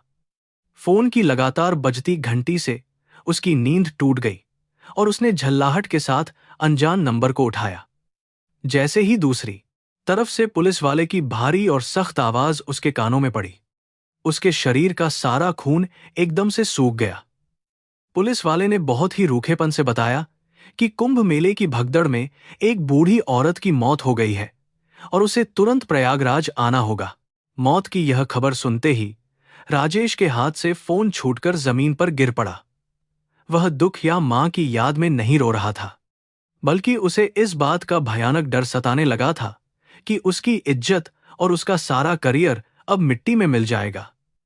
वह पसीने से पूरी तरह तरबतर हो चुका था और उसका दिल जोर जोर से धड़क रहा था। उसने कांपते हाथों से तुरंत सुरेश को फोन किया और उसे पुलिस वाली पूरी बात बता दी। सुरेश भी यह खौफनाक खबर सुनकर बुरी तरह कांपने लगा और उसके होश पूरी तरह उड़ गए। दोनों भाइयों का वह झूठा गुरूर और शैतानी आत्मविश्वास एक ही पल में ताश के पत्तों की तरह ढह गया था। उन्होंने तुरंत पहली फ्लाइट पकड़ी और किसी भी तरह छिपते छिपाते वापस प्रयागराज पहुंच गए, जो शहर कल तक उनके लिए आजादी और खुशियों का एक नया दरवाजा लग रहा था। आज वही शहर उनके लिए एक खौफनाक और डरावने कब्रिस्तान जैसा महसूस हो रहा था। उन्हें हर तरफ ऐसा लग रहा था मानो लोग उन्हें एक हत्यारे की नजर से देख रहे हों। वे अपनी कार में बैठे हुए पुलिस स्टेशन की तरफ बहुत डरे हुए जा रहे थे। पुलिस स्टेशन पहुंचने पर उनके चेहरों पर हवाइयां उड़ रही थीं। उन्होंने महंगे सूट पहने हुए थे, लेकिन अंदर से वे पूरी तरह खोखले और डरे हुए अपराधियों की तरह कांप रहे थे। स्टेशन इंचार्ज ने उन्हें ऊपर से नीचे तक घूरते हुए देखा। उसे यह देखकर बहुत ज्यादा हैरानी हुई कि इतने अमीर और पढ़े लिखे लोगों की मां एक भिखारी की तरह फटे कपड़ों में लावारिस हालत में कैसे मर सकती है। इंचार्ज की वह तीखी और शक भरी नजर दोनों भाइयों के सीने में किसी तेज धार वाले भाले की तरह बहुत गहराई तक चुभ रही थी।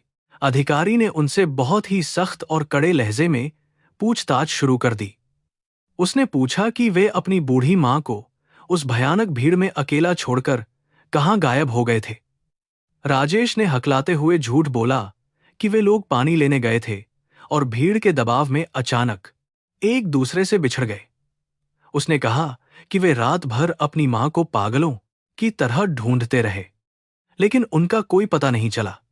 पुलिस वाले ने उनकी इस मनगढ़ंत और झूठी कहानी को सुनकर एक बहुत ही रहस्यमयी और व्यंग्यात्मक मुस्कान के साथ सिर हिलाया। इसके बाद पुलिस अधिकारी उन्हें शव की पहचान करने के लिए सरकारी अस्पताल के मुर्दाघर ले गया। मुर्दाघर के अंदर का माहौल बहुत ही ज्यादा ठंडा, डरावना और रूह कंपा देने वाला था। वहां चारों तरफ सड़ी हुई लाशों और रसायनों की तेज बदबू फैली हुई थी, जिससे उनका दम घुटने लगा था। वे दोनों भाई रुमाल से अपनी नाक बंद करके एक दूसरे के पीछे डरे हुए कदमों से चल रहे थे। उन्हें अपनी ही मां के शरीर का सामना करने में इतनी भयानक दहशत महसूस हो रही थी जितनी उन्होंने जिंदगी में कभी किसी चीज से नहीं की थी। एक ठंडे और जंग लगे लोहे के स्ट्रेचर पर सफेद कपड़े से ढका हुआ एक शव रखा हुआ था। पुलिस वाले ने आगे बढ़कर धीरे से वह सफेद कपड़ा हटाया। जैसे ही कपड़ा हटा, दोनों भाइयों की आंखें फटी की फटी रह गईं। सामने उनकी जन्मदात्री मां का मृत शरीर पड़ा हुआ था। मां का चेहरा बुरी तरह से सूज चुका था। माथे पर एक बहुत गहरा घाव था और शरीर पर जगह जगह नीले निशान पड़े हुए थे। यह खौफनाक और दिल दहला देने वाला नजारा देखकर दोनों भाइयों के पैरों तले से जमीन पूरी तरह खिसक गई। अपनी मां को इस भयानक और दर्दनाक हालत में देखकर पहली बार उनके अंदर की सोई हुई आत्मा ने करवट ली। उन्हें अचानक वे पुराने दिन याद आने लगे, जब वे बचपन में बीमार पड़ते थे और उनकी मां पूरी रात उनके सिरहाने जागकर गुजार देती थी।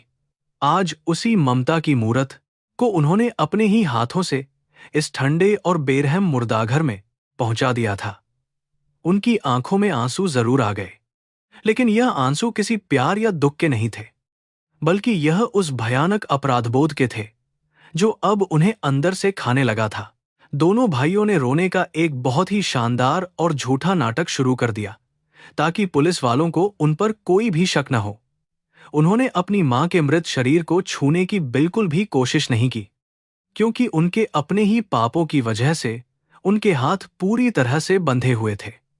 पुलिस अधिकारी उनके इस घड़ियाली आंसू बहाने वाले नाटक को बहुत ही खामोशी से देख रहा था।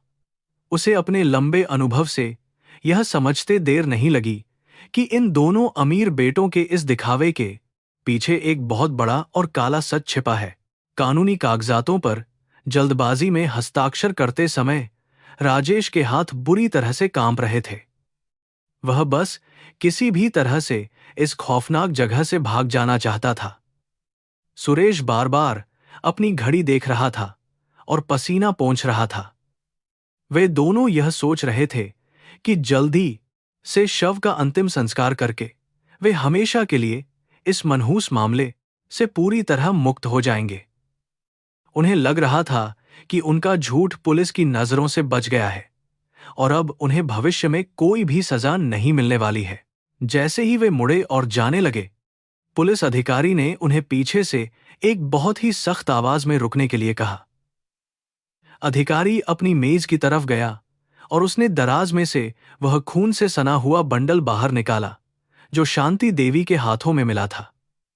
उसने वह बंडल राजेश की तरफ बढ़ाते हुए कहा कि यह उनकी मां की आखिरी निशानी है, जो मरते दम तक उनके हाथों में बहुत ही मजबूती से जकड़ी हुई थी। उस बंडल को देखते ही दोनों भाइयों के शरीर में एक बहुत ही तेज और भयानक सिहरन दौड़ गई। उस खून से इसने छोटे से बंडल में एक ऐसा भयानक और दिल दहला देने वाला सच छिपा हुआ था, जो इन दोनों भाइयों की झूठी जिंदगी को हमेशा के लिए तबाह करने वाला था। मुर्दाघर की वह खौफनाक खामोशी किसी बहुत बड़े और विनाशकारी तूफान के आने से पहले की शांति जैसी महसूस हो रही थी। कुदरत का कानून अब पूरी तरह से झाग चुका था और उनके उन घिनौने पापों का हिसाब करने के लिए बिल्कुल तैयार था। कर्म का यह भारी और जानलेवा हथौड़ा अब उनके सिर बीजे पर बहुत ही भयानक तरीके से गिरने ही वाला था। पुलिस अधिकारी के हाथों से उस खून से सने कपड़े के बंडल को लेते हुए राजेश के हाथ बुरी तरह से कांप रहे थे। जैसे ही उसने उस बंडल की गांठ को धीरे धीरे खोला, उसके अंदर का सामान देखकर दोनों भाइयों की आंखें फटी की फटी रह गईं। उस बंडल में बनारस वाले उनके पुश्तैनी मकान को बेचने के कानूनी कागजात और रुपयों की एक बहुत मोटी गड्डी रखी हुई थी। रुपयों के साथ एक मुड़ा हुआ कागज भी था, जिस पर किसी दूसरे व्यक्ति की लिखावट में एक पत्र लिखा गया था। यह सब देखकर वे पूरी तरह से सुन्न पड़ गए।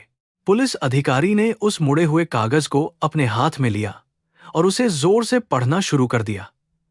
शांति देवी ने किसी पढ़े लिखे व्यक्ति से वह पत्र अपने दोनों बेटों के लिए लिखवाया था। पत्र में लिखा था, मेरे प्यारे बच्चों, मुझे माफ कर देना। मुझे पता है कि मेरा बुढ़ापा और मेरी बीमारियां तुम दोनों के लिए एक बहुत बड़ा बोझ बन गई थीं। मैं नहीं चाहती थी कि मेरी वजह से तुम दोनों भाइयों के बीच कोई भी झगड़ा हो या तुम्हारे हंसते खेलते परिवारों में कोई भी परेशानी आए, इसलिए मैंने सब कुछ बेच दिया। अधिकारी पत्र पढ़ता गया। मैंने अपना बनारस वाला घर बेचकर ये सारे पैसे तुम्हारे लिए ही इकट्ठा किए हैं। तुम दोनों इन पैसों को आपस में बांट लेना और अपने लिए एक और बड़ा घर खरीद लेना। शायद बड़े घर में तुम लोगों को एक दूसरे से लड़ना नहीं पड़ेगा। मेरी चिंता मत करना, मैं भगवान के पास जा रही हूं। मेरी यही आखिरी प्रार्थना है कि तुम दोनों हमेशा खुश रहो, तुम्हारे बच्चे तरक्की करें और तुम्हें दुनिया की सारी खुशियां मिले। यह सुनकर वहां मौजूद हर एक इंसान का कलेजा पूरी तरह से फट गया था। पत्र के वे आखिरी शब्द दोनों भाइयों के सीने में किसी तेज और जहरीले तीर की तरह बहुत गहराई तक उतर गए थे। उनके दिमाग पर पड़ा हुआ दौलत और स्वार्थ का वह भारी पर्दा अब पूरी तरह से हट चुका था। उन्हें यह खौफनाक सच्चाई समझ में आ गई थी कि उन्होंने उस महान मां की जान ली है, जिसने अपनी आखिरी सांस तक सिर्फ उनके भले के बारे में ही सोचा था।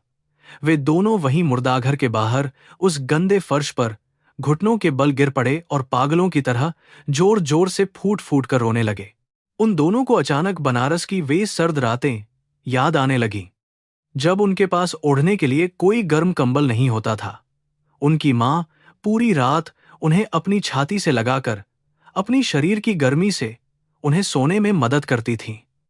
उन्होंने खुद भूखे पेट रहकर और दूसरों के बर्तन मांजकर अपने बच्चों को एक राजा जैसी जिंदगी दी थी। आज उसी ममता की मूरत को उन्होंने सिर्फ कुछ रुपयों और अपनी झूठी शान के लिए कीचड़ में कुचलकर मार डाला था। यह विचार उनके दिमाग को किसी हथौड़े की तरह बार बार बुरी तरह से पीट रहा था। तभी पुलिस अधिकारी ने एक और बहुत बड़ा और खौफनाक बम फोड़ दिया। उसने अपनी सख्त आवाज में कहा कि पुलिस ने कुंभ मेले के उस पूरे इलाके की सीसीटीवी फुटेज को बहुत ध्यान से चेक कर लिया है। फुटेज में यह साफ तौर पर दिखाई दे रहा था कि कैसे वे दोनों अपनी बूढ़ी मांग को उस भयानक भीड़ में अकेला छोड़कर जानबूझकर वहां से भाग निकले थे। उनका वह पानी लाने वाला सारा झूठ और नाटक अब पूरी तरह से बेनकाब हो चुका था। कानून की नजरों में वे दोनों अब हत्यारे और सबसे नीच अपराधी साबित हो चुके थे। पुलिस अधिकारी ने उन्हें घृणा भरी नजरों से देखते हुए कहा कि जानवर भी अपनी मां को इस तरह मरने के लिए नहीं छोड़ते हैं। उसने बताया कि कैसे शांति देवी आखिरी सांस तक सिर्फ अपने बेटों का नाम ले रही थीं। उन्हें लग रहा था कि शायद उनके बेटे भीड़ में कहीं खो गए हैं। अधिकारी के इन तीखे शब्दों ने राजेश और सुरेश के अहंकार को पूरी तरह से चकनाचूर कर दिया था। उनकी वह सारी दौलत, शिक्षा और बड़े पद आज एक लावारिस लाश के सामने सबसे ज्यादा बौने और बेहद ही घटिया साबित हो चुके थे। यह सनसनीखेज और दिल दहला देने वाली खबर आग की तरह पूरे देश की मीडिया में फैल गई। न्यूज चैनलों और अखबारों में उन दोनों भाइयों की तस्वीरें प्रमुखता से छापी जाने लगीं। करोड़पति बेटों ने बूढ़ी मां को कुंभ के मेले में मरने के लिए छोड़ा जैसे शीर्षक हर जगह गूंज रहे थे। समाज के हर एक वर्ग ने उनके इस घिनौने और अमानवीय कृत्य की बहुत ही कड़ी निंदा की। रातों रात उनका वह सारा झूठा सम्मान और सामाजिक रुतबा मिट्टी में मिल गया। वे अब पूरे देश की नजरों में सबसे घृणित और शैतान इंसान बन चुके थे। इस घटना ने पूरे देश की अंतरात्मा को बुरी तरह से झकझोर कर रख दिया था। दिल्ली और मुंबई में उनके आलीशान घरों के बाहर लोगों की भारी भीड़ जमा हो गई। क्रोधित जनता ने उनके पुतले फूंके और उनके खिलाफ बहुत ही जोरदार और उग्र प्रदर्शन किए। लोगों का कहना था कि ऐसे राक्षसों को समाज में रहने का कोई भी अधिकार नहीं है। पुलिस को उनके घरों और परिवारों की सुरक्षा के लिए वहां भारी बल तैनात करना पड़ा। समाज का वह सारा सम्मान और रुतबा जिसका उन्हें घमंड था, अब राख के ढेर में बदल चुका था। उनके इस जघन्य पाप का असर उनके परिवारों पर भी बहुत ही भयानक तरीके से पड़ा। मीना और कविता को उनके अमीर दोस्तों और किटी पार्टी वाली महिलाओं ने अपने समाज से पूरी तरह बाहर निकाल दिया। शर्मिंदगी से बचने के लिए उन दोनों पत्नियों ने अपने पतियों को ही इस सारी घटना का जिम्मेदार ठहरा दिया और उनसे तलाक मांग लिया। दोनों भाइयों के अपने ही बच्चों ने उन्हें एक हथियारे की नजर से देखना शुरू कर दिया। उनके बच्चों ने साफ कह दिया कि जो लोग अपनी मां के नहीं हुए, वे किसी और के क्या होंगे। राजेश के जवान बेटे ने मीडिया के सामने आकर अपने ही पिता को पहचानने से पूरी तरह इनकार कर दिया। उसने रोते हुए कहा कि उसे इस बात पर भयानक शर्म आती है कि उसकी रगों में एक ऐसे नीच हत्यारे का खून दौड़ रहा है। सुरेश की बेटी ने भी अपने स्कूल जाना छोड़ दिया, क्योंकि वहां हर कोई उसे एक कातिल की बेटी कहकर ताने मारता था। जिन बच्चों के सुरक्षित भविष्य के लिए उन्होंने अपनी मां की बलि चढ़ाई थी। आज वही बच्चे उन पर सबसे ज्यादा थूक रहे थे। ये उनके लिए एक जीवित मौत थी। पारिवारिक बर्बादी के साथ साथ उनका पेशेवर जीवन भी पूरी तरह से तबाह हो गया। राजेश के सारे बड़े निवेशकों ने अपने हाथ पीछे खींच लिए और उसके सभी व्यापारिक सौदे रद्द होने लगे। उसकी कंपनी बहुत जल्द दिवालिया होने की कगार पर पहुंच गई। दूसरी तरफ भारी जनाक्रोश और बदनामी के डर से बैंक ने सुरेश को तुरंत उसकी नौकरी से निकाल दिया। जिस दौलत और शानो शौकत के लिए उन्होंने अपनी जन्मदात्री मां का बेरहमी से कत्ल किया था, वह दौलत अब रेत की तरह उनके हाथों से बहुत ही तेजी से फिसलती जा रही थी। कुछ ही हफ्तों में अदालत के अंदर इस खौफनाक मामले की सुनवाई बहुत ही तेज गति से शुरू हो गई। सरकारी वकील ने पूरी अदालत के सामने उन दोनों भाइयों को आधुनिक युग के सबसे खूंखार राक्षसों के रूप में पेश किया। उसने न्यायाधीश को शांति देवी का वह खून से सना हुआ आखिरी पत्र पढ़कर सुनाया। पत्र के वे शब्द सुनकर अदालत में मौजूद हर एक व्यक्ति की आंखें आंसुओं से पूरी तरह भीग गई थीं। वकील ने दलील दी कि यह कोई सामान्य लापरवाही नहीं थी, बल्कि दौलत के लालच में की गई एक बहुत ही सुनियोजित हत्या थी। माननीय न्यायाधीश ने अपना ऐतिहासिक फैसला सुनाते हुए कहा कि इन दोनों मुजरिमों ने इंसानियत और मातृत्व के उस सबसे पवित्र रिश्ते को बहुत बुरी तरह से कलंकित किया है। न्यायाधीश ने कहा कि दुनिया का कोई भी कानून उन्हें उनके इस घिनौने पाप की पूरी सजा नहीं दे सकता है।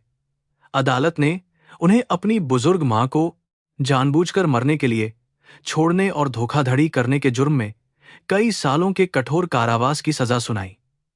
उनके वकीलों की सारी दलीलें और उनकी अपार दौलत उन्हें इस भयानक कानूनी जाल से बचाने में पूरी तरह से नाकाम साबित हुई। पुलिस ने उन्हें हथकड़ियां पहनाकर सीधे शहर की सबसे खूंखार और पुरानी जेल में भेज दिया। वहां उन्हें एक ऐसी अंधेरी और सीलन भरी कोठरी में रखा गया जहां दिन में भी सूरज की रोशनी नहीं पहुंचती थी। यह भयानक जगह बिल्कुल उस स्टोर रूम जैसी थी जहां उन्होंने अपनी मां को तिल तिल कर मरने के लिए छोड़ दिया था। कर्म का यह अटल और खौफनाक चक्र अब पूरी तरह से घूम चुका था। उन्होंने जो नर्क अपनी बेगुनाह मां को दिया था, आज वही नर्क उनकी अपनी हकीकत बन चुका था। उन्हें वहां फर्श पर ही सोना पड़ता था। जेल के अंदर का जीवन उनके लिए किसी भयानक और कभी न खत्म होने वाले दुःस्वप्न से कम नहीं था। जब जेल के दूसरे खूंखार कैदियों को यह पता चला कि इन दोनों ने अपनी ही बूढ़ी मां को मार डाला है, तो वे भी नफरत से भर गए। अपराधियों की दुनिया में भी मां का रुतबा बहुत ऊंचा होता है। उन कैदियों ने राजेश और सुरेश को बहुत बुरी तरह से पीटा और उन्हें गालियां दी। जेल के गार्ड भी उन पर कोई दया नहीं दिखाते थे। उन्हें वहां जानवरों से भी बदतर और गंदी जिंदगी जीनी पड़ रही थी। जेल की उन खौफनाक और काल कोठरियों में कई साल बहुत ही दर्दनाक तरीके से बीत गए। जेल की कठोर सजा और लगातार मानसिक तनाव ने उनके शरीरों को पूरी तरह से खोखला कर दिया था। कर्म के सबसे भयानक प्रहार के रूप में राजेश को भी बिल्कुल अपनी मां की तरह ही गठिया की गंभीर बीमारी हो गई। सर्दियों की सर्द रातों में जब उसके घुटनों में असहनीय और जानलेवा दर्द उठता था, तो वह पागलों की तरह कराहता था। लेकिन उस अंधेरी जेल में उसे एक गिलास पानी देने वाला या उसकी चीखें सुनने वाला कोई भी नहीं था। सुरेश की हालत और भी ज्यादा भयानक और दयनीय हो चुकी थी। अपराधबोध के उस भारी और असहनीय बोझ ने उसके दिमाग का संतुलन पूरी तरह से बिगाड़ दिया था। वह अब जेल की दीवारों से बातें करता रहता था। उसे हर समय ऐसा भ्रम होता था कि उसकी मां खून से लथपथ होकर उसके सामने खड़ी है और उससे पानी मांग रही है। वह रातों को अचानक चीख कर उठ जाता था और पागलों की तरह रोते हुए अपनी मां से माफी मांगने लगता था। उसकी आत्मा उस खौफनाक पाप के बोझ तले पूरी तरह कुचली जा चुकी थी। कई साल बीत जाने के बाद भी उनके परिवार का कोई भी सदस्य उनसे मिलने के लिए जेल नहीं आया। उनकी पत्नियों ने दूसरी शादियां कर ली थीं और उनके बच्चों ने हमेशा के लिए उनसे अपने सारे रिश्ते तोड़ लिए थे। उन्होंने जेल से बाहर निकलने के लिए पैरोल की कई अर्जियां लगाईं, लेकिन अदालत ने उन्हें हर बार सिरे से खारिज कर दिया। बाहर की दुनिया उन्हें पूरी तरह से भूल चुकी थी। यह बिल्कुल वैसा ही था जैसा उन्होंने अपनी मां के साथ कुंभ के उस विशाल मेले में किया था। अब वे पूरी तरह से अकेले थे। यह खौफनाक कहानी आज के आधुनिक समाज के माथे पर एक बहुत बड़ा और कभी न मिटने वाला कलंक है। माता पिता भगवान का साक्षात रूप होते हैं, और जो संतान उनके निस्वार्थ प्यार को ठुकराती है, उसे कुदरत कभी भी माफ नहीं करती। उन दोनों भाइयों ने अपने लालच और झूठे रुतबे के लिए अपने जीवन के सबसे बड़े स्वर्ग को अपने ही हाथों से आग लगा दी थी। उनका यह खौफनाक अंत आज की पूरी मानवता के लिए एक भयानक चेतावनी है कि कर्मों का भारी हिसाब इसी जन्म में और बहुत ही क्रूर तरीके से चुकाना ही पड़ता है। संगम की वह ठंडी जमीन उस महान मां के लिए मोक्ष का द्वार बन गई थी, जहां उनके सारे सांसारिक कष्ट हमेशा के लिए समाप्त हो गए थे। लेकिन उन हथियारे बेटों के लिए यह जिंदगी मौत से भी ज्यादा भयानक बन चुकी थी। वे हर दिन तिल तिल कर मरते थे और अपनी खौफनाक सजा भुगतते थे। उनकी मां की वे बेबस और मृत आंखें अब उनकी आत्मा को अनंत काल तक डराती रहेंगी। इंसानियत के इस सबसे दर्दनाक पतन का यह अध्याय आंसुओं और भयानक पश्चाताप की आग में हमेशा के लिए जलता ही रहेगा।